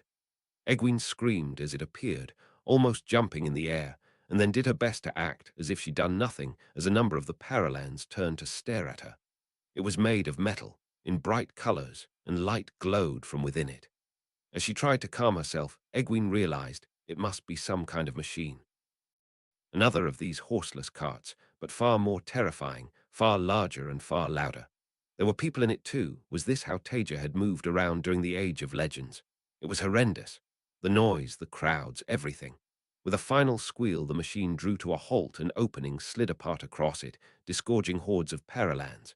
Taija didn't hesitate, stepping straight into it, and after a moment's hesitation, Egwene followed her. She was pretty sure she wasn't going to enjoy this. Rand listened to the aspirant's breathless report, his face totally blank. Inside, he was screaming. How? Why? It was his fault for sending his father away. He'd thought by ignoring him he could keep him safe. How could he have been so stupid? We are doomed to see our families die. I'm a monster, you'll become a monster. Light, why? Even Luz Thurin seemed to have reverted to desperate moans. Fury bubbled inside Rand. At whoever had done this, and also at himself for having allowed it to happen. He didn't allow it to show on his face. It wasn't the aspirant's fault. He needed to remember that, and he could see the man was terrified. You will take me there now. He shrugged Min's hand off his arm, then regretted it immediately. She was his rock. She was trying to comfort him, not stop him from doing what he needed to do. I'm sorry, Min, I'm just in shock. He looked into her sorrow-filled eyes. I need to go. I need to see this, and I need to find who did it and made them suffer. You idiot boy, it's a trap. It's an obvious trap. Send someone else. Send a force of Aes Sedai. Do not go yourself. Rand shook his head. He wasn't going to listen to Luz Thurin. I'm so sorry, Rand. Min looked up at him with tear-filled eyes and her lips thinned. I'm coming with you. No jokes from Min, not now. He could see the pain in her eyes. He wanted her there with him, needed her. But Luz Thurin had a point. No, Min, not this time. I'll come straight back, but it's too dangerous. It might be a trap. You need to stay here. That made her eyes widen. If it's a trap, then what sort of block-headed stupidity is it for you to go? Rand didn't respond for a second, but when he did there was death in his eyes. Whoever it was will think I'll rush there with 1 or 2 people with me. I'm going to take a whole team and we'll be ready. If it really is a trap, then they're not going to enjoy the results. They'll find I'm more dangerous than they think. You're still a fool, boy. You think whoever it is will not have thought of that. What if they have a sangreal? You will be placing your neck straight in the noose. No, if the Forsaken had a sangreal, they'd have used it by now. He wouldn't allow them to do this to him. He would go to his father, and he would bury him himself. Then he'd make them regret every oath they'd sworn to the Dark One. At least you have the sense to leave the girl where it's safe. Yes, that was key. You'll be safe here, Min. I'll make sure of it. He turned to one of the maidens. Send for Fedwin, Setora, and Nalil. They are to guard Min with their lives. Keemlin was not a soft target, and it was easy to reinforce. The Forsaken were cowards. The addition of those 3 whole Aes Sedai gave a force that would make any of them back off. She would be safe in Keemlin, while he triggered the Forsaken's trap and allowed himself to mourn the father he'd left behind. Chapter 176. Hearth, Home, City. Chapter text chapter CXXXV. Hearth, Home, City. Rand rode towards Keemlin's gates surrounded by his maidens, suppressed rage flowing through his veins, warring with emptiness. He'd avoided his father, even when he'd wanted to see him. It had been the only way to protect him, and now he was dead. He'd never see him again. Enela jogged closer to him, leaning in so that they could not be overheard. Only a fool sees a viper has bitten his loved one and decides to thrust his hand inside its den. It would be nice if the ale could show a little more respect to his status as the Karakan, but by then he knew that was a forlorn hope. She is right, of course, boy. You know this is a trap, so why do you risk yourself? He didn't bother to answer Luz Thurin, speaking instead to Enela. I'm angry, but I'm no fool. We will go to the hall first. I know it's a trap, but I intend to turn it on whoever made it. I won't be going alone. We'll see how they like their little scheme when I have a pair of Sangreal at my side. Taija emerged from the metro at the station that had been creatively named Central, feeling like her head was spinning. A metro, even a somewhat run-down one, in this time. It felt like it should have been impossible, but there it was. At some level, she was aware of the other's abject discomfort. They couldn't have seen anything like a metro network, but frankly at that point, the burning desire to find out what was going on in peril just overrode any concern she might have had for them. It was filling her, overflowing from her. She needed to know what had happened here. Was this actually peril, even though that made no sense? Why was everything just slightly wrong? Taija scanned her ticket on the reader, thankfully followed by the other modern Aes Sedai, and emerged up a bank of escalators into sunlight. It certainly looked like Central was the right name for the station. She was standing in a large square, surrounded by skyscrapers towering up, all glass and steel. They looked like something from her time, albeit they wouldn't be winning any prizes for architecture. Their harsh lines made it clear that the power hadn't been used in their construction, and so they lacked the beauty she'd expect. But beyond that, they were another reminder of a lost time. Taija's eyes roved across the open space, taking in the numerous people moving here and there across the square, eyes fixed ahead of them. The gigantic banner hanging from the front of one building, depicting the same goateed man as was on the advert screens in the metro. Another showing a happy family, the woman leading the children to a beach. Lamp posts dotted the square, flags hanging from them with the crossed silver keys and golden wreath on black of peril prominent. She couldn't believe her eyes, and then they landed on the monument in the center. Surely not. Taija started to walk towards it, feet moving without thought. As she made her way across the square, Taija couldn't help but see numerous men in black clothing dotted around it, like the one who'd approached her in the metro station. Police, she assumed. Best not to interact with them. They all spoke a slightly odd version of the common tongue, and she was conscious that she risked giving herself away if she spoke too much. As she got closer, her suspicions were confirmed. It really was. In the center of the square was a plinth, one Taija recognized. Her feet came to a stop, and she stood staring up at it.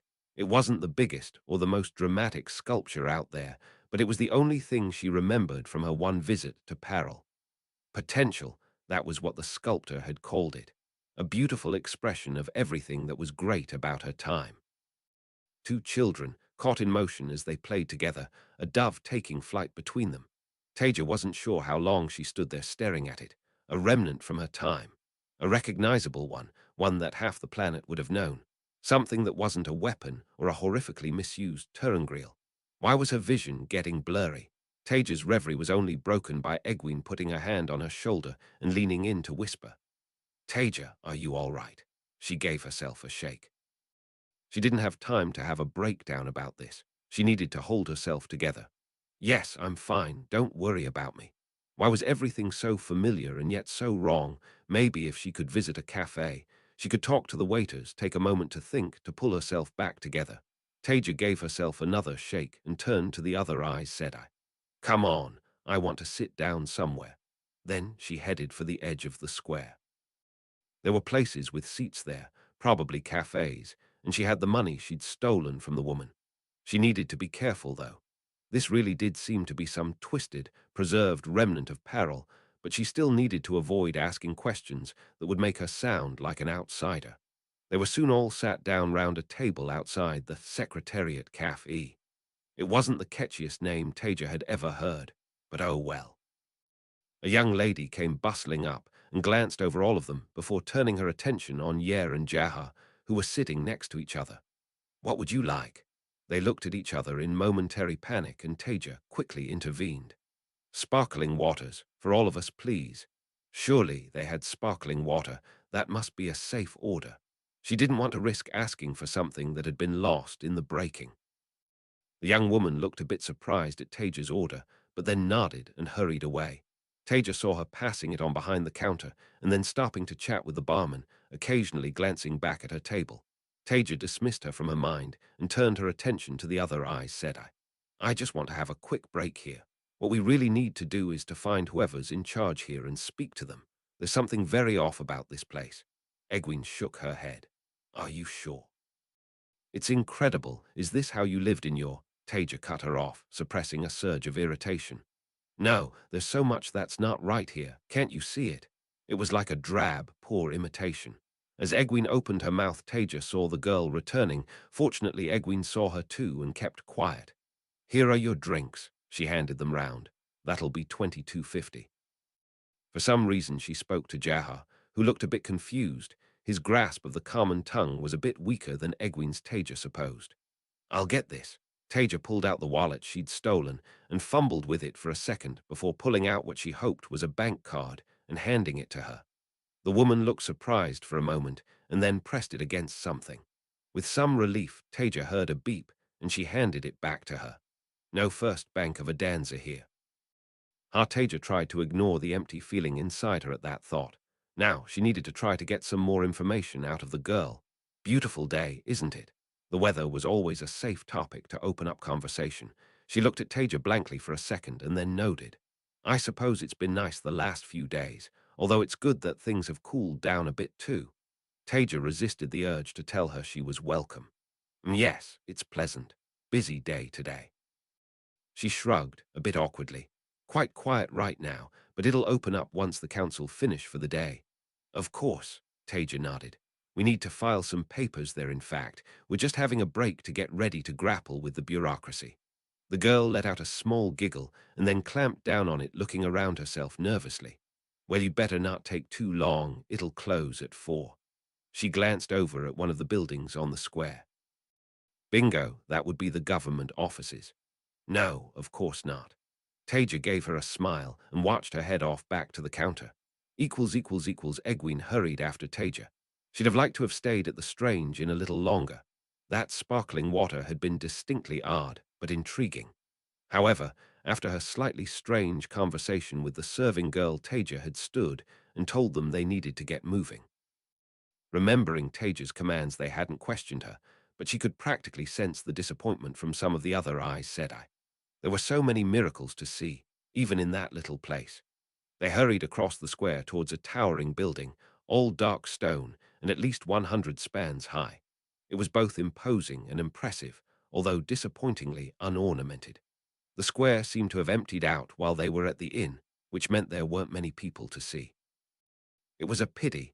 She wanted to watch the inhabitants of this incredible place, see how they lived, even if she couldn't ask them. However, the gigantic buildings surrounding the square were still very interesting. Most of them were taller than anything she'd seen before.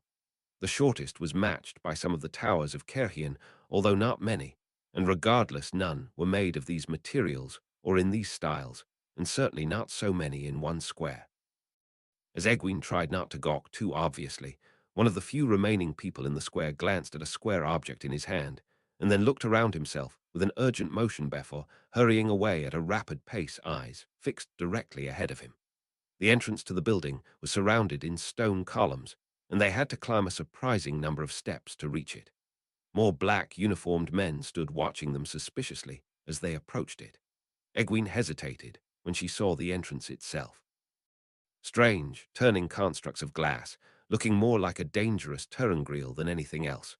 However, Taija just strode straight in between two moving panes of glass, and after a moment, Egwene and the others followed behind her.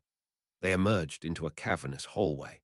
The floor seemed to be marble, and Egwene wasn't sure what the walls were made of, but they appeared to be mostly covered in large windows showing changing images. She tried to take them in, but there were so many and they kept flicking to something new. A beautiful woman cradled a baby. Hearth, home, city, declared the words under it.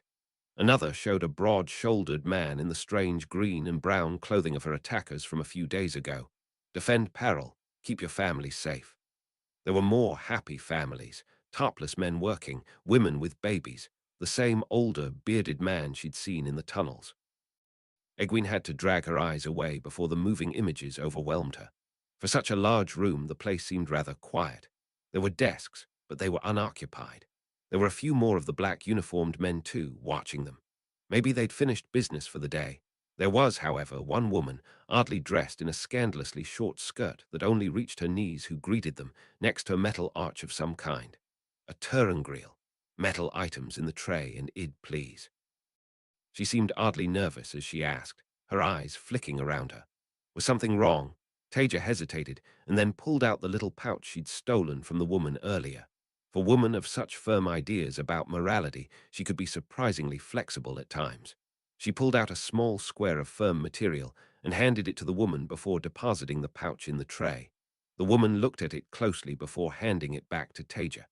"Thank you. What is the purpose of your visit?" "I need to visit the records department."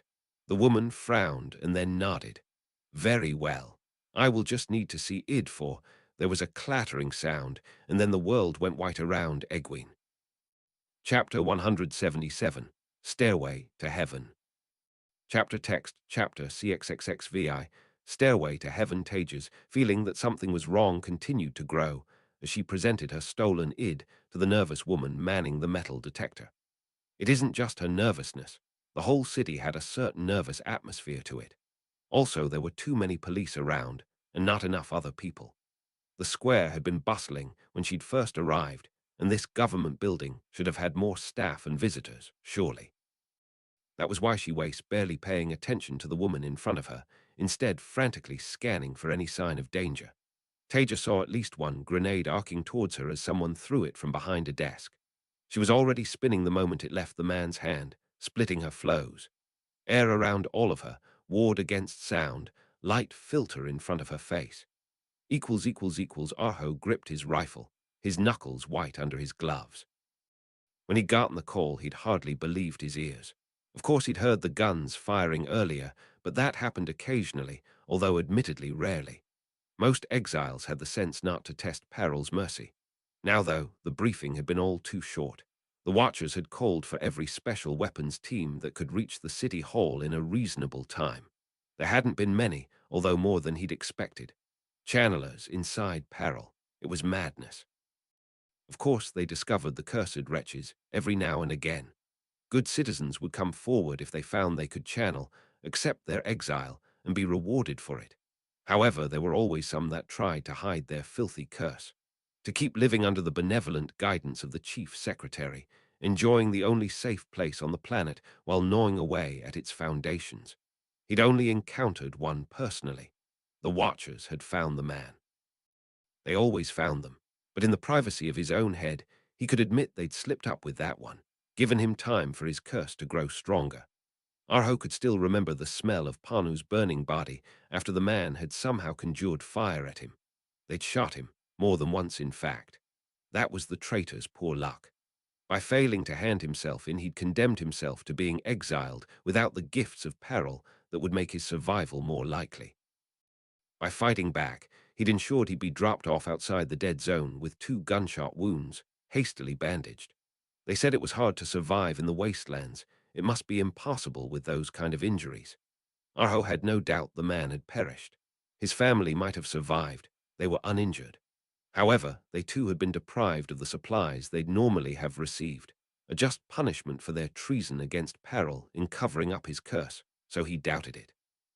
In effort, Arho drew his thoughts away from Panu's fate and back towards his current situation. A powerful channeler, inside peril's walls, maybe more than one.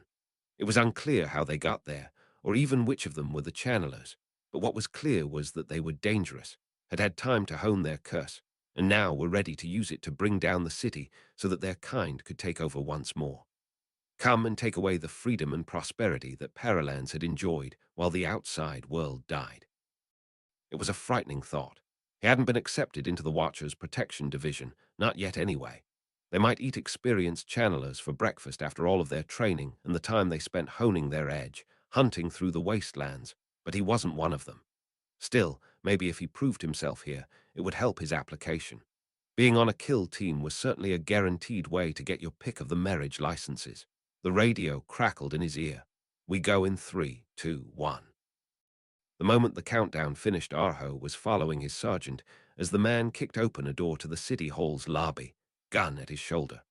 His headphones and goggles automatically suppressed the light and sound from the grenade's detonations, and he lined up his gun on one of the intruders, squeezing the trigger. It kicked against his shoulder, bang on target. His bullets joining the other teams, almost instantly crossing the space between them and the targets. A series of thumps and bits of metal were falling out of the air. An explosion to his left. He glanced out of the side of his eye as fire bloomed into the air. He pulled the trigger again, sending another burst downrange. Wet thumps, more explosions, and only a second or two later an inexorable force ripped his rifle from his hands, crumpling it in midair. Arho immediately went for his pistol, only to find that he couldn't move anything below his neck. However hard he strained, he found himself pushing against an immovable wall. His head was still free, but everything else was stuck. He was at the channeler's mercy. He forced himself to stay calm. He was a potential Protection Division member, not an inexperienced boy. He mustn't give in to panic. Mustn't start screaming at the idea of being at a channeler's mercy. Quickly, he looked to his left and right, then fixed his eyes firmly back in front. The sight of channelers who had him captive, was still better than the torn-apart remains of his teammates. 5 full teams all dead. How? What happened? Report. Have you? In a sudden movement, his helmet and headset was torn from his head and floated over to the channelers. His eyes were drawn to the tall, red-headed man. He seemed to be their leader based on the way he stood, a bit older than the other man and far more confident in his body language. Was he already mad? Madder than the rest of them anyway. Arho's eyes widened further as they all spoke to each other in a strange language, one he'd never heard. Were they actually natives of the wastelands, not even exiles? How was that possible? At least exiles would have some idea about peril. A wasteland barbarian would have known nothing, could never have reached the center of the city. It was a pity he'd never had the chance to learn any of the wasteland languages, although there'd never seemed to be much reason to bother. It wasn't like he'd want to talk to one of those barbarians, even if he did meet one. Then his introspection was broken. The smallest of the women came up to him. She had to look up to meet his eyes. She didn't look like much, really. If she wasn't a channeler, he'd break her like a twig. As it was, why did you try to kill us? Her common tongue was oddly accented, the intonations and rhythm all wrong. The words were smooth, though. It didn't match with what he'd heard about the wastelanders, who mangled civilized language if they could speak it at all. Had the Watchers failed in their duties? They must have to some degree for these people to even be here. Not that he would ever be stupid enough to voice that thought out loud. She was toying with his radio headset as she spoke, perhaps bemused by the knowledge it represented. Wastelanders had no conception of science after all. I do not speak to cursed channelers. He spat only to see his spittle hit an invisible wall in front of her. I'm not sure why you sound so put upon. You and your colleagues are the ones that tried to kill us without any warning. I really just want to speak to whoever's in charge. Arho goggled at her. Was she mad? They just killed nearly 20 of his comrades. They'd violated the sanctity of peril, channeled inside the city hall. It must be the madness, the hunger for power that infected every channeler. If you surrender, you'll be exiled from the city, but we'll allow you to live. He addressed his words to their leader, ignoring the mad woman in front of him. It was a lie, of course. No one who'd done what they had would be allowed to leave peril alive. The city's mercy only went so far. The man blinked, paused, and replied in horribly accented common tongue. Honorless one, you speak Taija Sedai. It took Arho a moment to parse that before he realized that the woman in front of him was claiming to be an Aes Sedai. Both ludicrous and terrifying that anyone would be insane enough to want to call themselves that. He wondered which traitor had taught her about the term, presumably the same one that had taught her the common tongue. Thank you, yeah. She looked him over in a decidedly rude manner. If she were a proper Paralan woman, she'd never have dared show such contempt. Let's cut to the chase. I want to speak to your, she hesitated, chief secretary. You're going to tell me where to find him. Where were the reinforcements? Half the watchers and city police should have been descending on the city hall. He forced defiance into his voice. Torture me if you will, witch. It will not work. I will never betray Parel or the chief secretary to you. Internally, he had his doubts. Certainly any suspect they handed over to the watchers talked very quickly. No, are you sure about that? Fire suddenly sprung up in the air in front of him, started to move towards his face. He could feel the heat radiating off it and tried to pull his head away as much as the binding around him allowed. I'll never talk. He didn't want to be burnt. The fire vanished as suddenly as it had appeared, and the woman grimaced. All right, I suppose I'll find him myself. Relief shot through Arho's veins. It made no sense that she'd stopped, but maybe he wouldn't be forced into talking after all. Then the doors behind the channelers exploded. Glass, rubble, and fire slammed into an invisible barrier behind them, followed by the crack of bullets.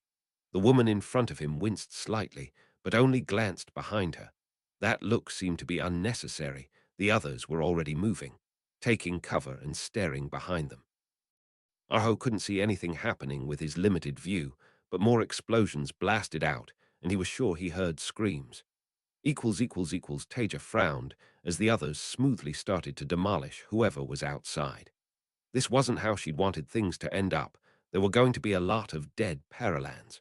She glanced at the dead police around her. There already were a fair few. But then she hadn't come here looking for a fight. They were the ones that had repeatedly tried to kill her, almost did kill Egwene. As if she, one of the last living citizens of her time, didn't have the right to visit one of the great cities. She could see why this place was known as the Land of Madmen. It was probably a mistake even coming here, but she'd needed to know. Since she'd first heard the name of the city, it had been almost overwhelming, impossible to resist. How could she turn away from the possibility of some part of her time surviving? She still needed to know what had happened to Parel. There was clearly so much wrong with the place, but it was still very obviously the descendant of the city she knew, not very well admittedly. She'd never had much reason to go there. Right. She couldn't just stand around having a duel with the local police or army or whatever they were. Sooner or later, one of the group would mess up and get shot, or they'd wreck half the city. She needed to find out what had happened here and make sure they weren't not going to be a problem for her. And then she needed to get back to what people in this time might tentatively call civilization and get on with saving the world. This building seems to be important to them. Some of the signs mentioned the office of the chief secretary.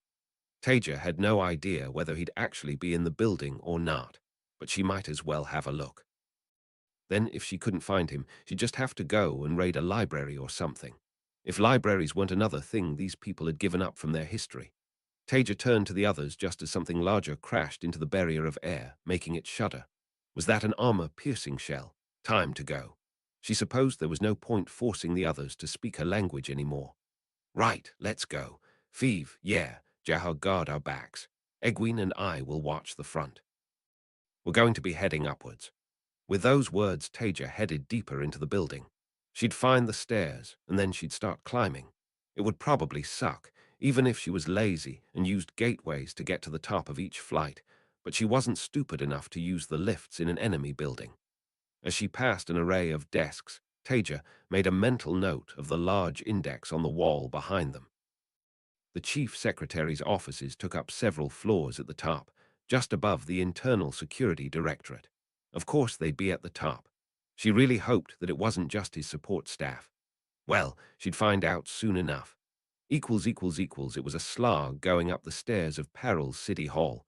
Even with all of the exercise that Taija did, it made her legs burn. Unfortunately, visibility was so restricted that there was no point in making short-distance hops by gateway. She'd just use up channeling endurance to save a couple of seconds each time. Skyscrapers where she couldn't use lifts or gateways really were a terrible idea. None of the others complained. They're all fit too, but Taija could see they weren't enjoying it. Well, except Yer, who never showed whether or not he was enjoying something on his face. For a brief moment Taija was distracted by the thought of whether he was just as utterly expressionless in bed with Egwene. As she climbed, she counted the floors. 35, 36, 37.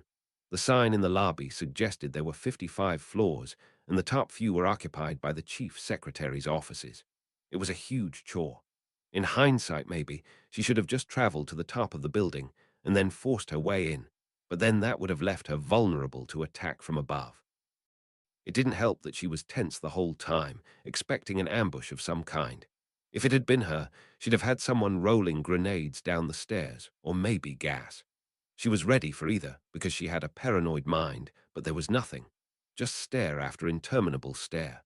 Boring green fire doors at each floor, all closed of course. Had they evacuated the building? Was this all pointless? She was relying on them, not being willing to destroy their own main government building for a chance at killing her. Otherwise, they might just bombard it into rubble. Eventually Taija reached the 55th floor. It turned out that the stairs went further up than that, but past that point they looked a lot like they were just for maintenance access, so hopefully she was at her destination. After taking a moment to catch her breath, Taija turned to the others.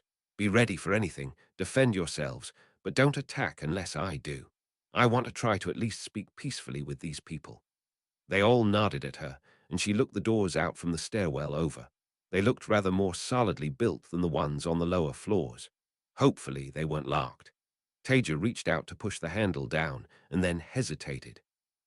A quick application of the power, and there was a strong barrier of air in front of her.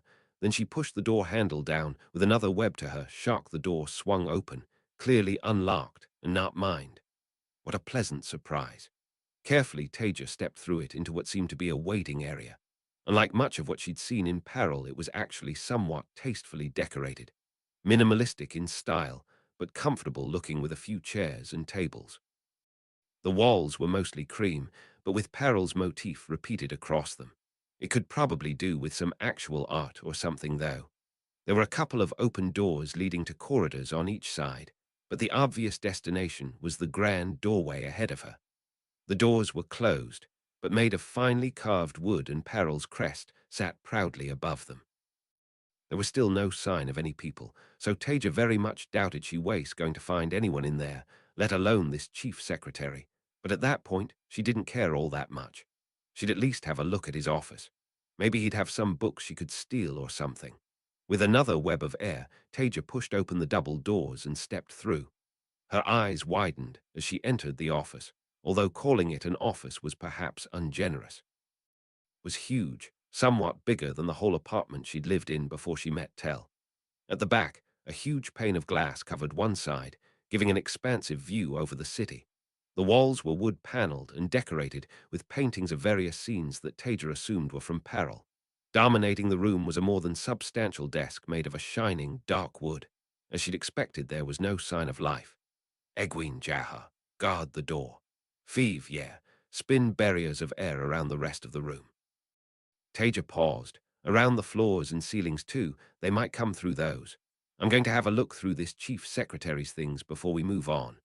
She headed over to the desk and started flicking through a pile of papers. Crop production, boring.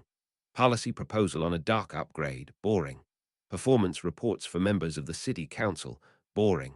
Exile orders for social agitators. She blanched, since when was criticism of the government a crime? Taija was reading through that one in more detail with mounting disquiet. How did they know so much about what's going on in people's lives?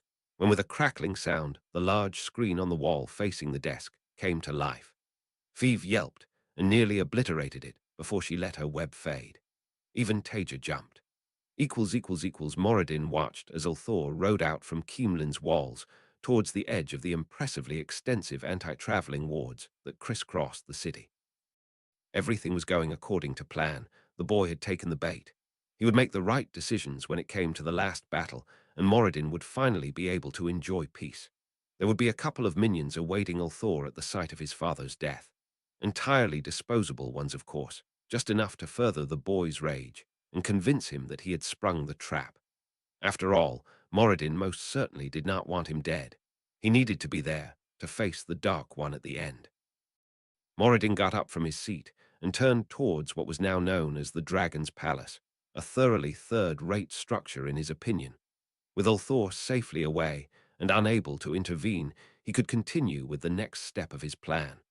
Demandred would call it shaping the battlefield, except that Moradin's battlefield had little to do with armies. No, his battlefield was the dragon's psyche. Chapter 178, Freedom for the People. Chapter text chapter CXX6, Freedom for the People. The bearded man that Taija had seen on the posters appeared on the screen. He was a bit chubbier than in those images and looked a little older, but it was definitely the same man.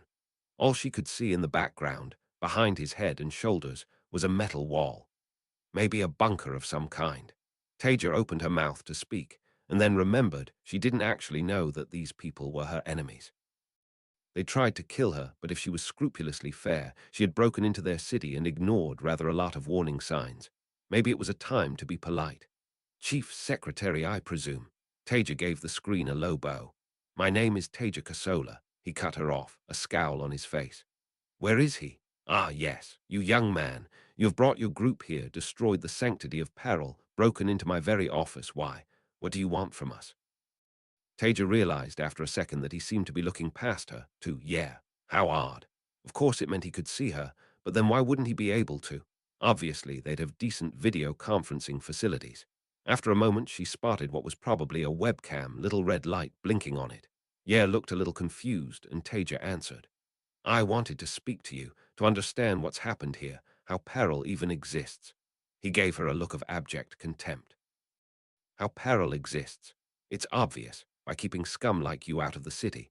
We are the only remnant of civilization left in the world, and we have only survived through revolutionary action. Revolution against the strictures of life ruled by channelers for their own interests. Freedom, peace, and prosperity could not be achieved under the iron web of channelers. He almost sounded like he was reciting something, then he dismissed Taija with a glance, and his eyes went back to Yer. We have demonstrated exactly why channelers cannot be allowed in peril. It is clear that you are not from the city, and I cannot see how you could be from the wastelands. The only conclusion I can come to is that it seems that traveling is possible once more. So I ask again, what do you want here? I want to know what happened. Taija tried and failed to tamp down on her anger. I want to know what turned peril from what it was in my time into a murderous, isolated shadow of my time's glories. His eyes came back to her. Your time. Does the madness now affect women as well as men? Control your woman, boy. This is too important to indulge her infantile fantasies. I could have you killed as we speak. The building is being targeted by weapons you cannot imagine. However, I have no wish to destroy or damage the city hall further than you already have. So I shall make this offer once.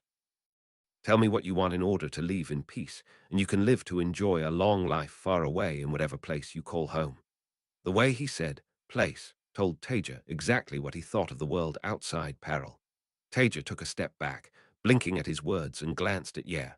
He looked more indecisive than she'd ever seen him. Why was this man trying to speak to Yer? She was obviously the one in charge. She was the one at his desk, and she was the one that was doing the talking. Light Yer could barely speak the common tongue by her standards. Eventually, she broke the silence. I'm in charge of this group, so speak to me. You're in charge. His eyebrows shot up, and then he gathered himself. If you say so, I suppose it is to be expected. Taija wasn't sure why he was behaving like that about her, but whatever. Her dislike for peril was only growing. So what do you want, woman? She sighed. I already told you. I want to know what happened to this place. What survived, what you've done to it. Me, I have done nothing but preserve the greatest city on earth, continue in the legacy of a long line of predecessors, protecting civilization from destruction.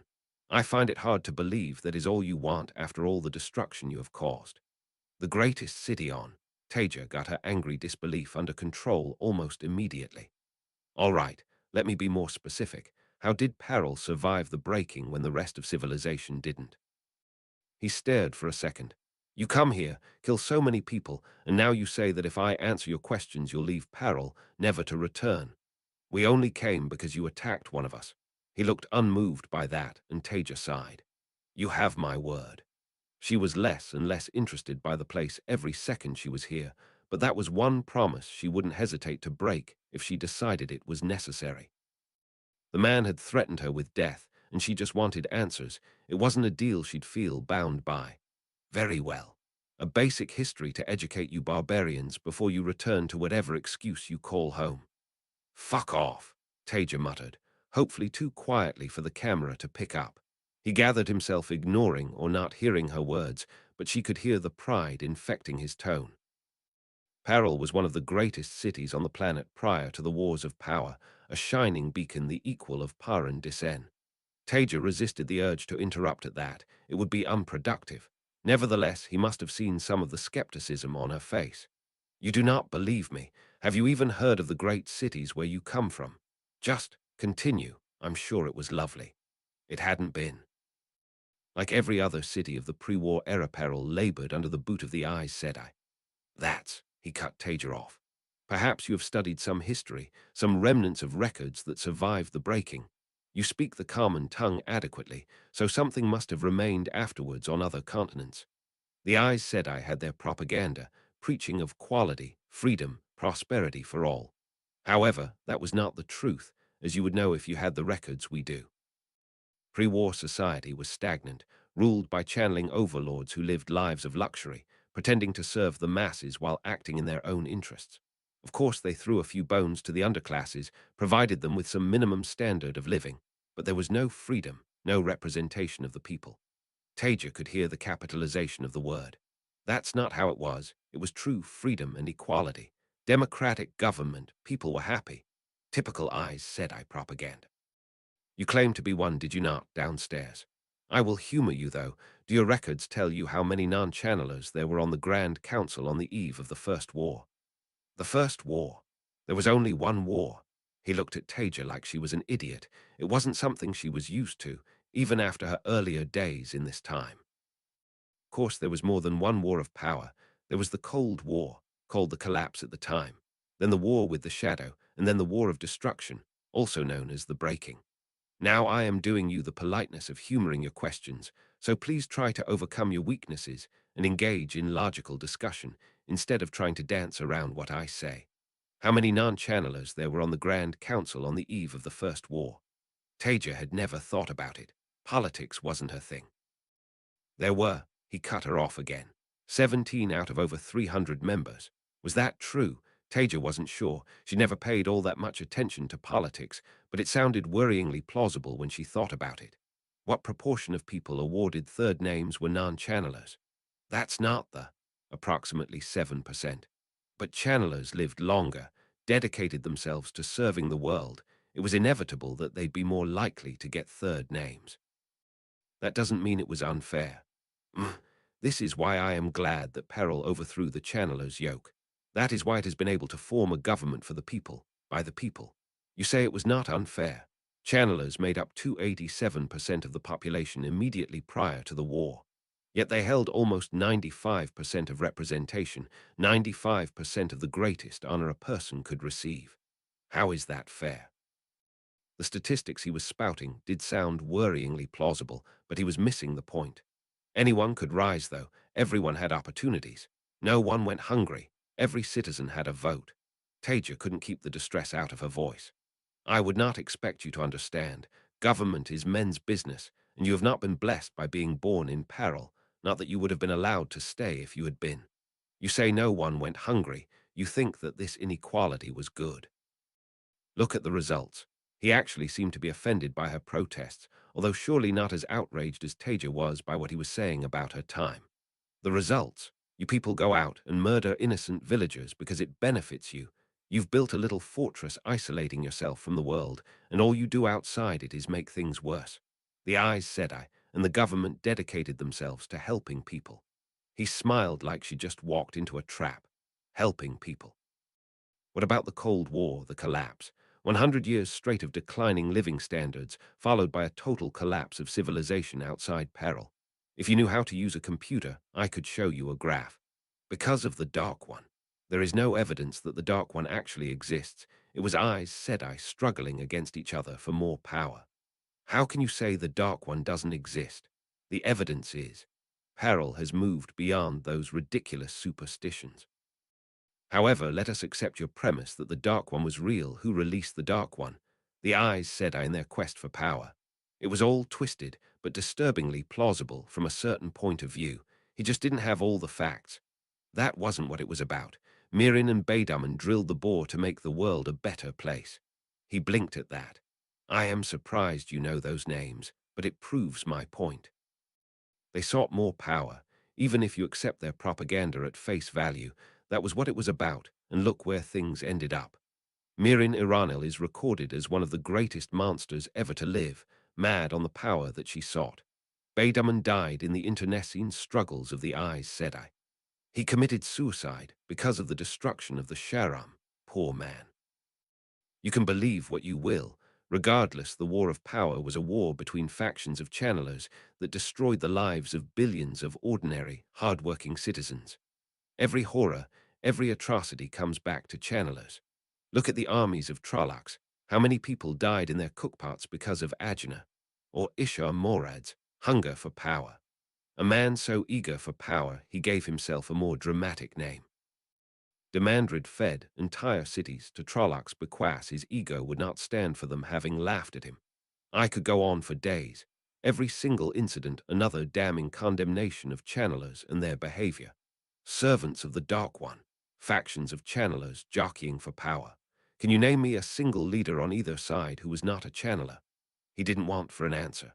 Anyway, you think the so-called light did not commit atrocities of its own. The so-called dragon, another man who could not be satisfied with the name he was born with, obliterated Cameli with balefire. 15 million people dead in an instant. Taija's stomach lurched at that. That didn't happen, did it? With a sinking feeling, she was reminded that she'd only seen part of the war, that things apparently got worse after her death. But surely Lews Therin wouldn't have done something like that. Would he? What if it had fallen? Military necessity. She didn't ask Tell about those days. She didn't want to know, but she did remember some of what he'd said, about how things were. The chief secretary smiled. I see that you are starting to understand my point. Good. It seems that despite your weaknesses you can learn. Taija wasn't going to engage with that. Even if I accepted the existence of your Dark One, all of the damage caused by him was the result of channelers. What strength would the Dark One have with only normal people to serve him? Fine, you don't like channelers, get to the point. This is the point, the whole point. When Lews Therin did whatever it was he did to win the second war of power, it drove the men mad, including him. It was an opportunity for freedom. An opportunity that, thankfully, Tarvo Leitonen was ready to take. Peril was far from the front lines, but it was a center of weapons production. Those Aes Sedai that were left in the city were quick to leave. The men were turned out before they could go mad and destroy it, the women persuaded to leave, to protect places more in need of it. Then Tarvo struck. He led the people in revolution. Those few channelers that remained were offered the choice between exile and death. Most chose exile. Then, like the visionary he was, he organized the fortifications that still stand to this day. The people were united, coming together like never before to defend their freedom from channeler oppression, from the madness that had overtaken the world. The struggle lasted for decades, and it was hard. Many citizens of Peril sacrificed their lives for the city, for our future, but every madman, every power-hungry woman that attempted to approach Peril was beaten back or killed. Even the one power cannot stand against a properly organized populace, united in its desire for freedom. Taija stared at him for a second. You just killed all the channelers and declared yourself a paradise. Chief Secretary Tarvo was more merciful than that. He offered all channelers the chance of exile and life. Peril does not need to impose itself on the outside world. We just wish to preserve civilization here, the greatest city on earth with its people living in equality and freedom. How very merciful of you. She didn't bother to keep the sarcasm out of her tone. It didn't seem to faze him. He just nodded with a smile. Indeed, despite the crimes of their predecessors, the danger that they present to our society, we do not kill channelers, merely exile them to make their own lives. Taija snorted, and then send soldiers to kill them and everyone around them. Of course not. We have no interest in the outside world or the barbarians that inhabit it. We only act where they are preparing to act against us. The people have the right to defend themselves against outside aggression, whether from channelers or non-channelers. This man disgusted her with his blithe words. I saw the bodies, children executed with their parents. It was little better than I'd expect from the shadow. You may choose to believe what you choose, but you are wrong. I saw it with my own eyes. You also claim to be Aes Sedai. Lies and delusion seem to be fundamental to you. Another reason why I want you out of my city. Was he just gaslighting her right there? For fuck's sake. Taija didn't bother to keep her voice down. She wanted nothing more than to wipe the smug smile off this man's face. You sit here in your splendid isolation, thinking you're superior to the rest of the world, squatting on a perversion of a once great society. Well, you can't not forever. He scowled at that. A perversion of a once great society. Tavo brought freedom to the workers of Peril. Peril was the greatest city of the Age of Legends, and has only grown stronger without the yoke of the Aes Sedai to pull its people down. Peril was mediocre. No more, no less. I could name 10 nicer cities without even thinking about it. What it is now, I don't know, but it wouldn't stand with even Shorel, and believe me, that place was a shithole. Taija already knew it was hopeless, but she needed to try anyway. Regardless, the Dark One is breaking free. The last battle is coming. If he succeeds, then nowhere on the planet will be safe, least of all your shitty fortress city. I came out of curiosity, a need to know what was going on here, but I also came to appeal to you as fellow humans to help in the fight against the Dark One, to help save the world from something worse than the breaking. Ha ha ha! It was a full-on belly laugh. You really are a delusional woman. Peril has survived, thrived by isolating itself from the outside world. We have no interest in fighting your battles, in subjecting ourselves to the Aes Sedai yoke once more. Ridiculous superstitions about the Dark One or stories of a last battle will not change that. If you leave us alone, we will leave you alone, but otherwise you will face the true wrath of this city. Taija hesitated. Should she argue more? Then she shook her head. This whole society disgusted her. It was sickening that they'd survived with these delusions and murders when so many better people had died. Fine, I've heard enough. If you won't fight, I can't make you, but believe me about this. If you come creeping out from behind your walls to cause problems, you'll find out that Luz Thurin isn't the only one that can wipe out city. We're leaving. Typical of your kind. The only response you have to the people's freedom is threats of violence and oppression. Every word you speak only confirms Peril's righteousness. Taija didn't have time to deal with this now, but after the last battle, yes, if she survived, she was going to make damn sure that the inhabitants of the wastelands started getting more support. See how the Paralands liked it when they couldn't go around killing everyone they wanted, when they had to deal with a real society surrounding them.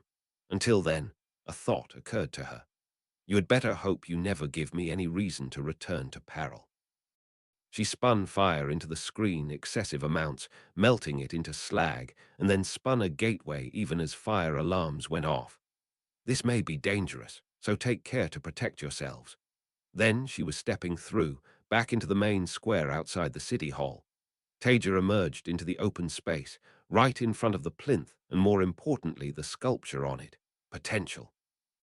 Troops crowded round the entrance of the city hall on the far side, their attention on that building, not on her, although that wouldn't last. She spun air around all of them, a solid, huge barrier, and tied it off. Now this was going to be difficult. Egwene Jahar, please could you link? I'm going to need a gateway back to the hall, as large as you can make it. Feeve, yeah, kill anyone who shoots at us. Taija drew fully on Sedar, pulling as much as she could through her angriel. Webs of air and earth spring out. In front of you, the plinth groans. What in the light are you doing, Taija?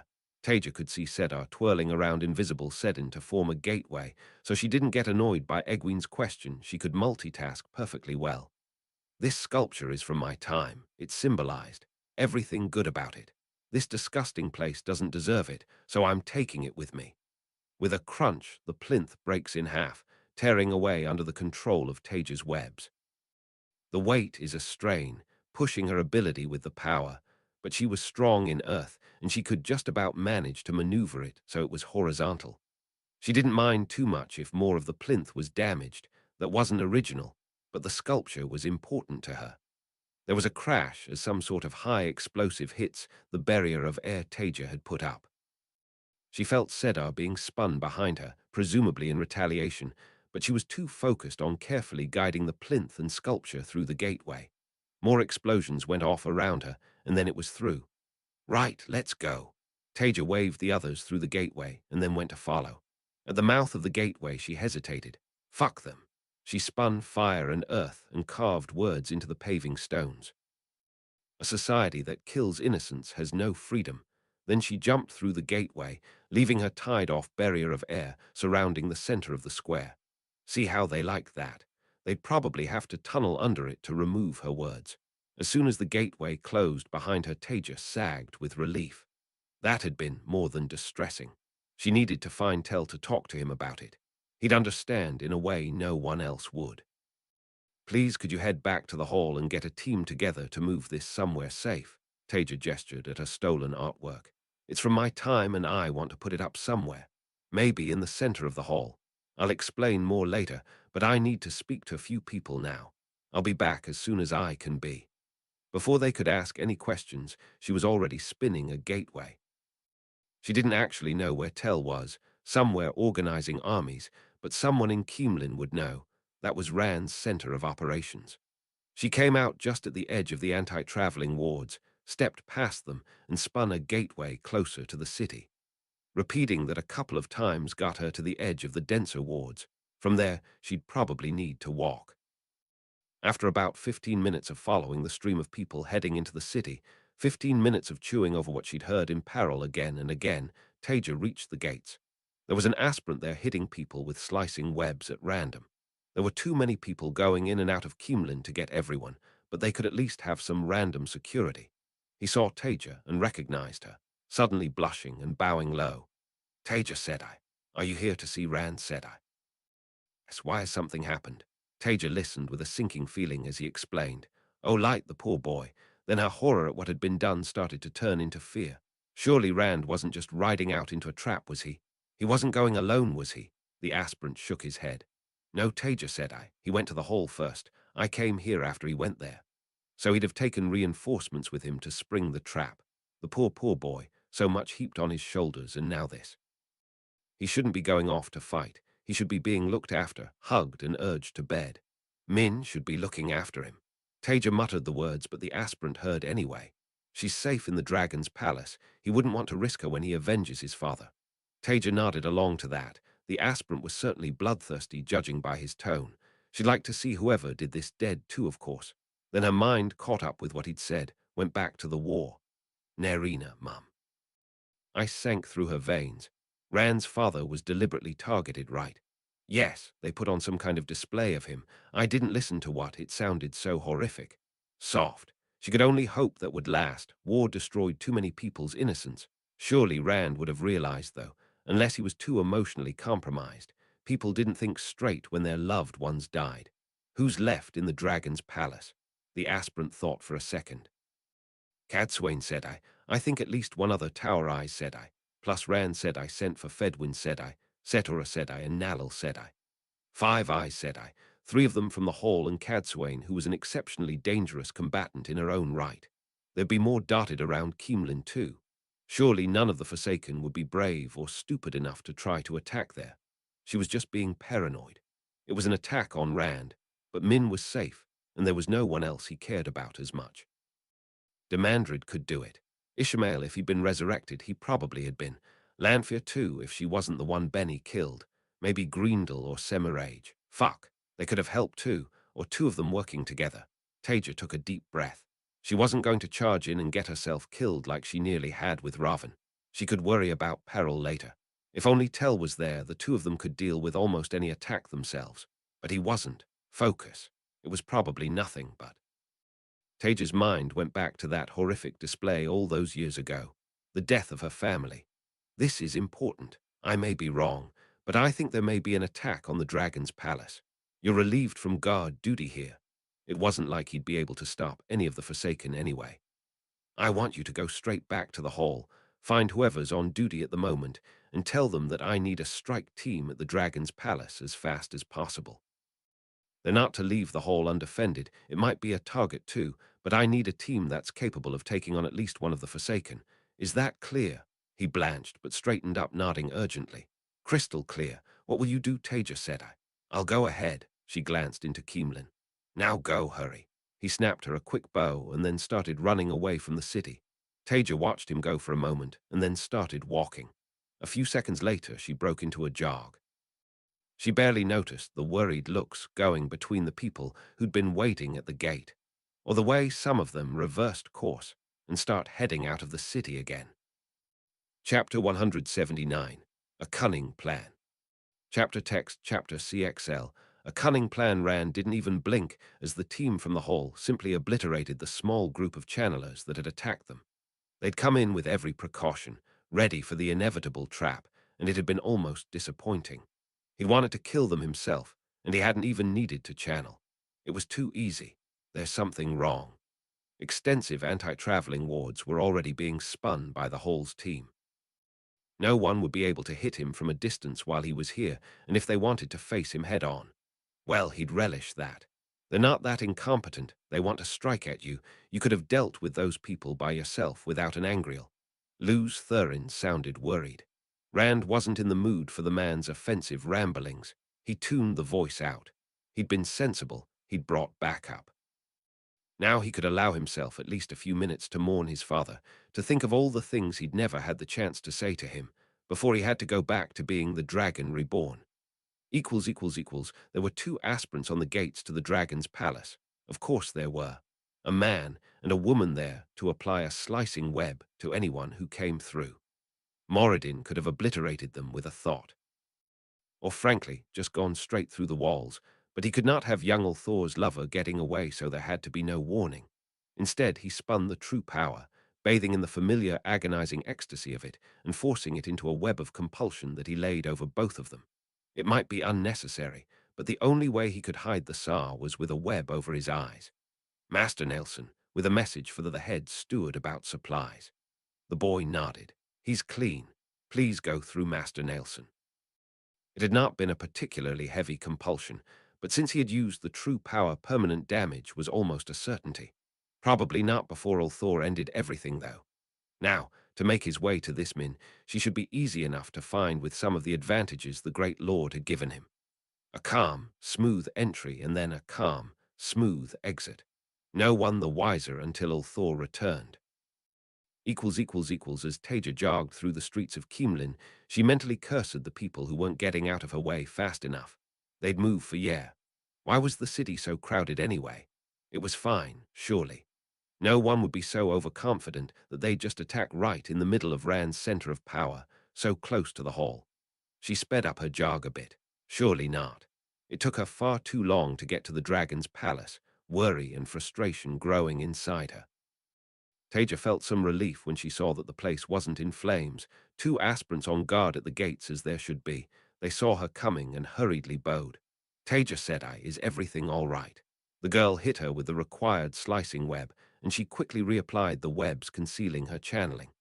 I hope so. I need to see Min as soon as possible. Where is she?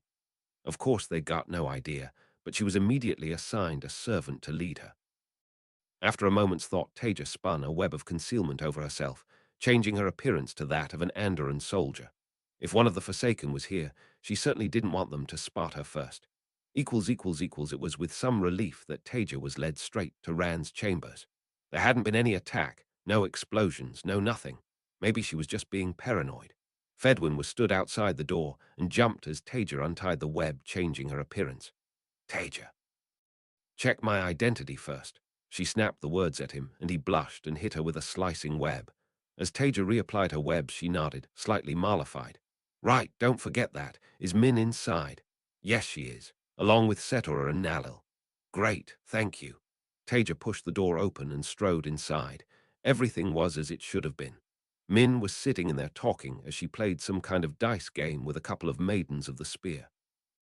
The 2 whole Aes Sedai were leaning against the wall, watching with vague interest, and Cadsuane was knitting, because of course she was. Min looked up and frowned slightly. Taija still wasn't sure why she seemed to dislike her, but she was never rude, so Taija gave her a polite bow before nodding her head to the other Aes Sedai in the room. Sorry to bother you. I just heard what happened to Rand, and I was worried, so I came here. Oh. Min didn't seem to be quite sure what to say to that, so she resorted to politeness. "Thank you, Taija," said I. "You're very welcome, of course." Taija gave her another, slightly awkward bow, and then headed over to an empty corner. Maybe she could go back to chewing over what she'd heard in peril again, since it seemed like she was just being paranoid. Taija wasn't sure how long she was lost in her introspection, but it suddenly came to an end when she heard a scream followed the whoomp of something catching fire. Light, they were actually doing it. No, she couldn't panic. If they were here, they thought they could take on a substantial force. She was already spinning, air in a solid barrier over the door, a quick and dirty ward tied to it. Taija gave Fedwin a silent apology. She could be sorry if she was lucky enough to survive. "Get up." "Is there another exit?"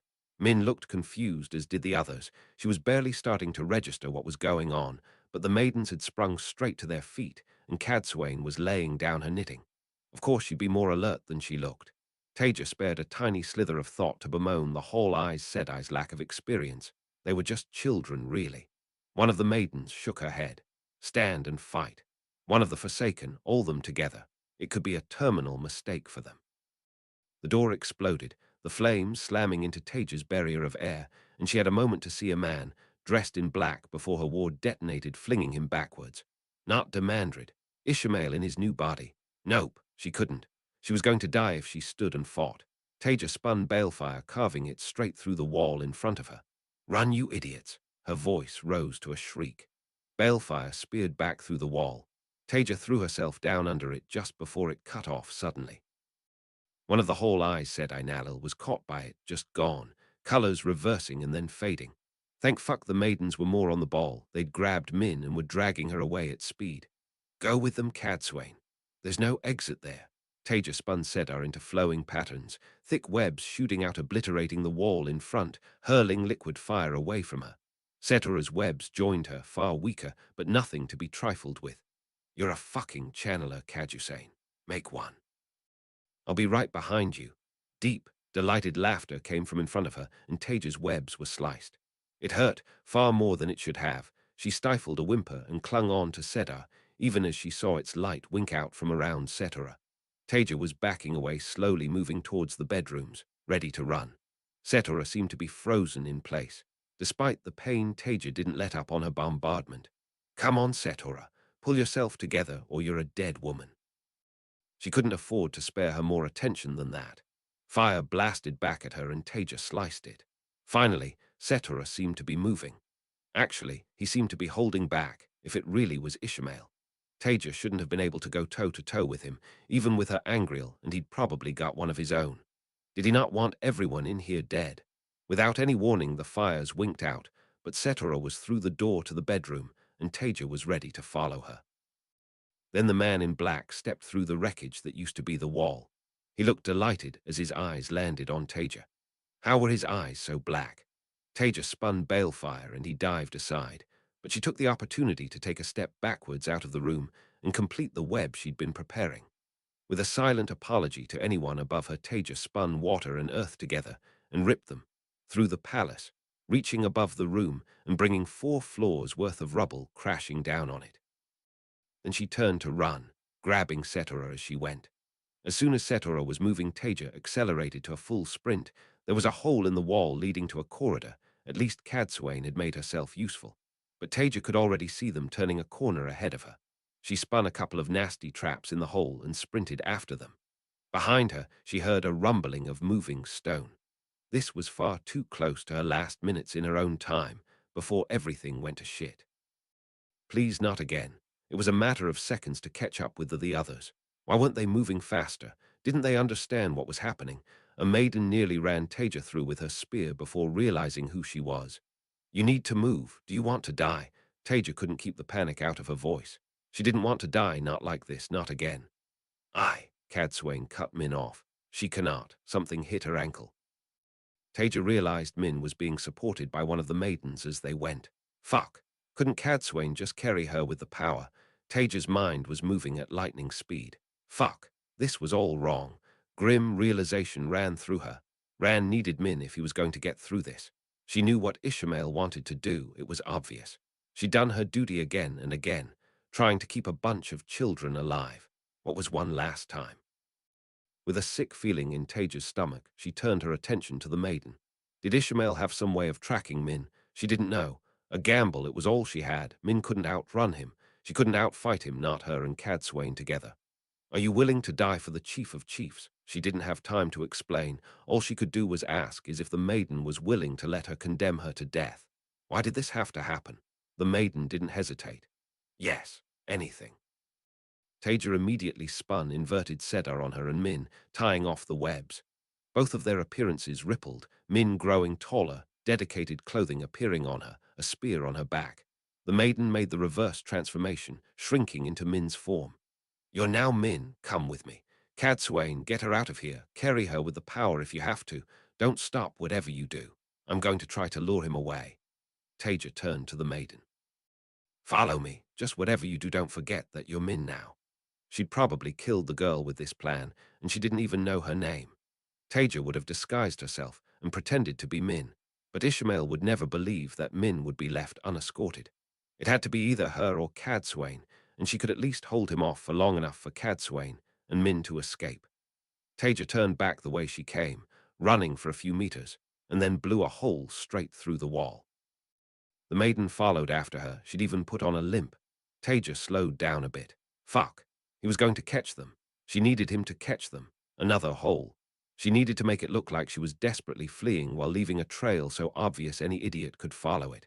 Taija thought she must have been somewhere in the servants' areas of the palace, a huge kitchen, thankfully empty of staff, when she heard the happy chuckle behind her and whirled to face him. Min, run. Thank the light, the maiden did as she was told, and rather than something stupid like Taija half expected from these modern dedicated, like try to stab him with a spear or something. Then her attention was taken completely by trying to survive. The longer she could hold him off, the more likely help was to come, the more likely it was Cadsuane would be able to get the real Min out.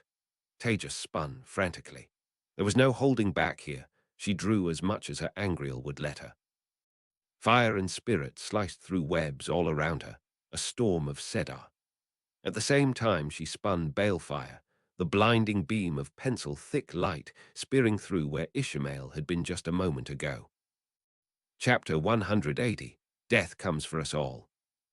Chapter text, chapter CXLI, Death Comes for Us All. Moradin chuckled as he stepped out of the way of Taija Kosola's balefire, sending his own darts exploding through the air, forcing her to dive aside. She cut the ones that came too close, of course, but the smoke and light was just the distraction he needed.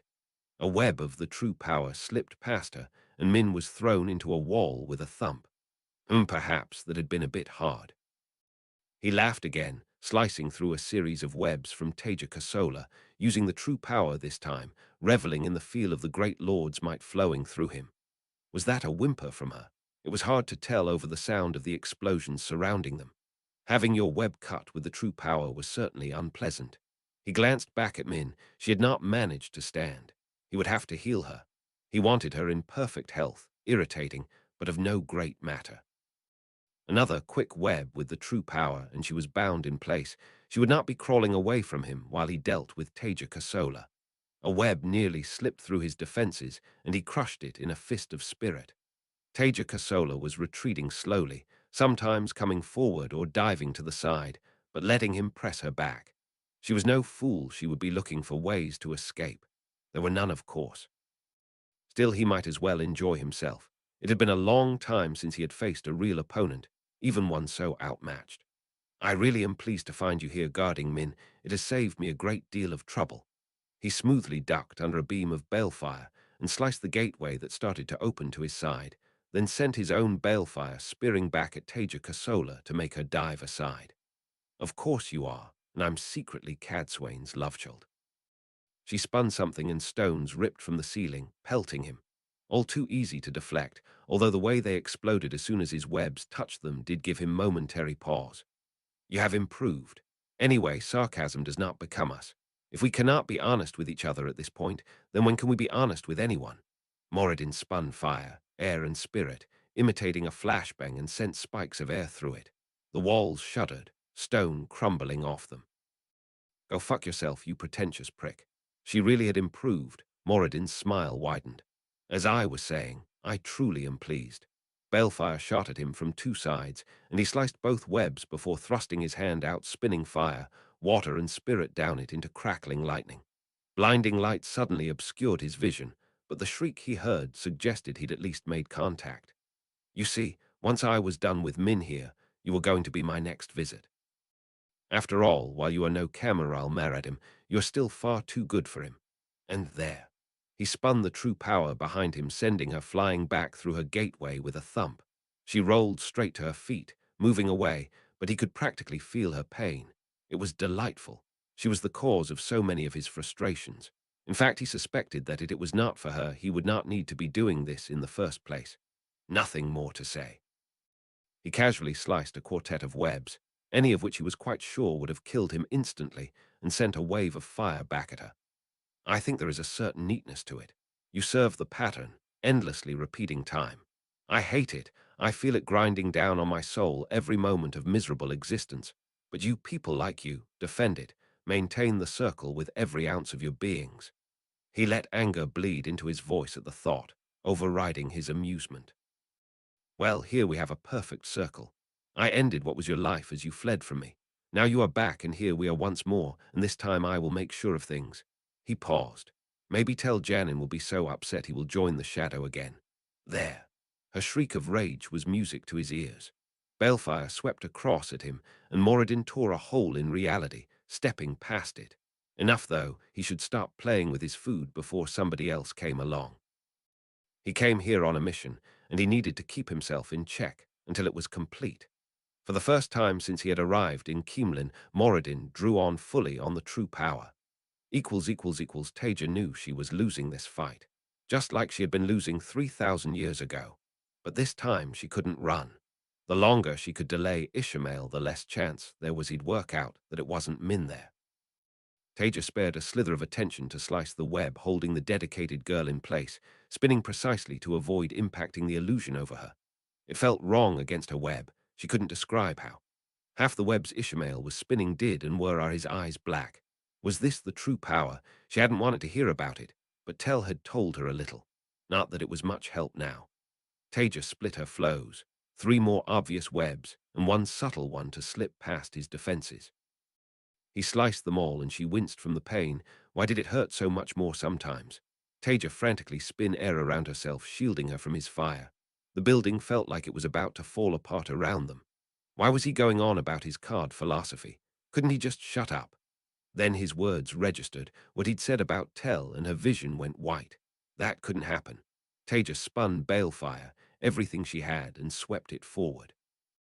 Ishmael somehow traveled even though there was no gateway, stepping out of the way, then with a faint smile he struck. Suddenly Taija wasn't on the back foot anymore. She was backpedaling, trying frantically to survive. She had nothing to hit back with. Was he just playing with her before?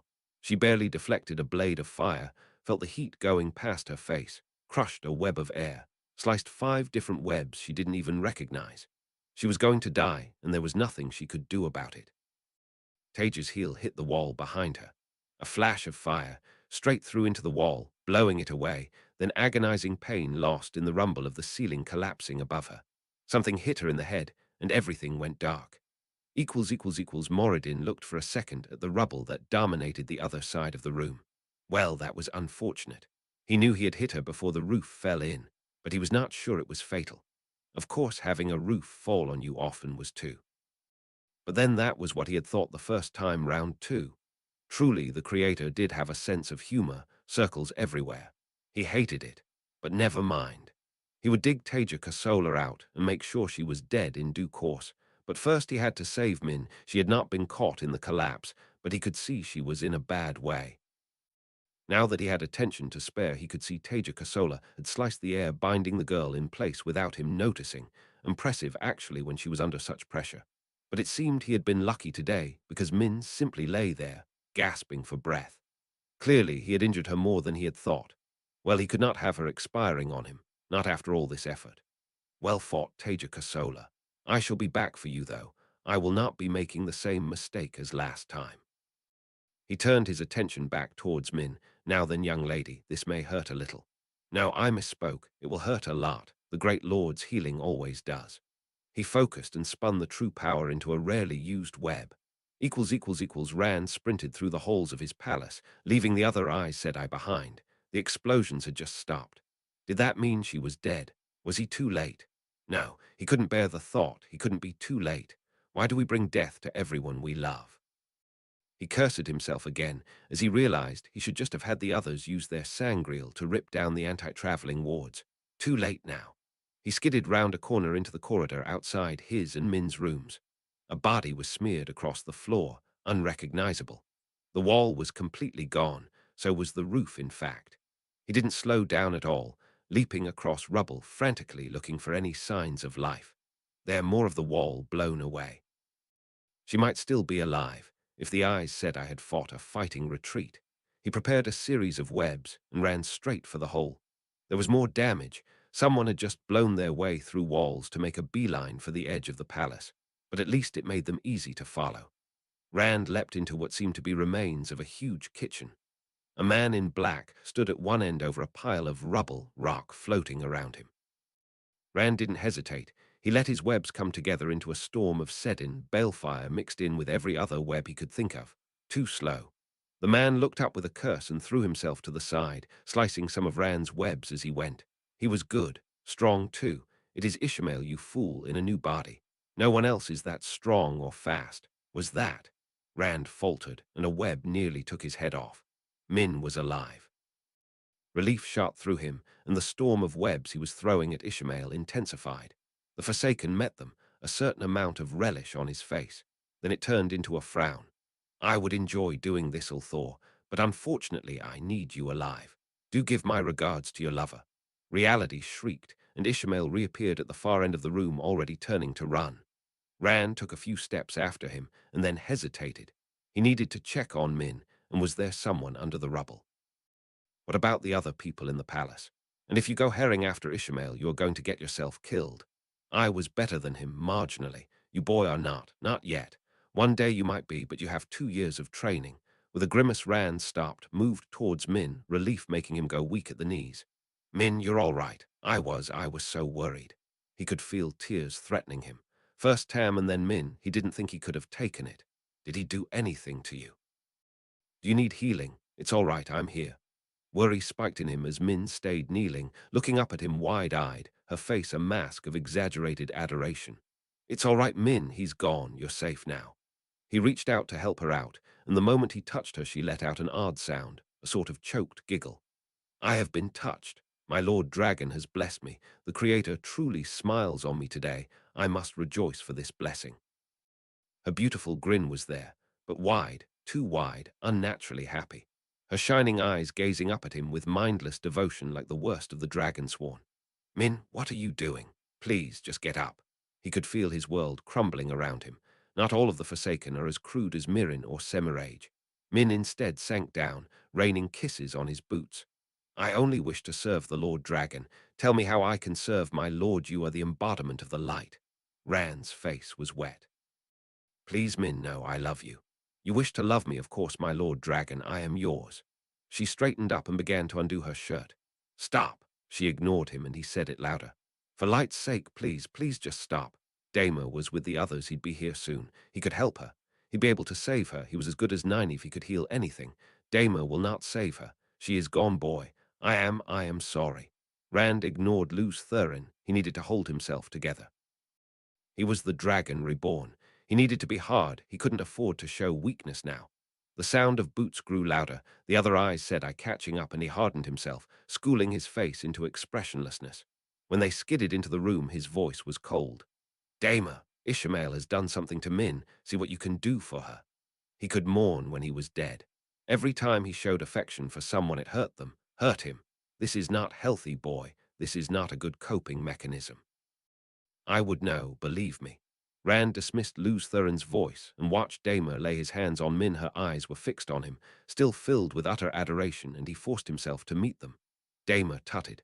He couldn't afford to watch too closely. He needed to be hard. The others were watching him. Was that fear in their eyes? Perhaps that was a good thing. Ishmael was moving the rubble over there like he was trying to get something. Go and see if there's anything under it. Tam dead. Min as good as dead. Was he destined to kill everyone around him like Luz Thurin had said? With a thump, one of the Aes Sedai threw a chunk of stone to the side with the power. Damer cursed behind him, and Rand made himself look. The older man looked up at him, sympathy in his eyes. Unwanted sympathy. "I'm sorry, truly I am. The web's buried deep in her. I don't know how to describe it. Two webs, one on the surface, that I think is Sedar, and one of something I don't recognize, all through her. It's tied into her very being. I could remove it, but I think it would kill her." I spread its way up Rand's spine, freezing his very soul. "Very well, thank you, Damer. Why? I could unravel the Sedar web if you want. I don't know what it does, but I don't think that would hurt her. It couldn't hurt, I suppose." Damer tugged nervously at his collar under Rand's gaze.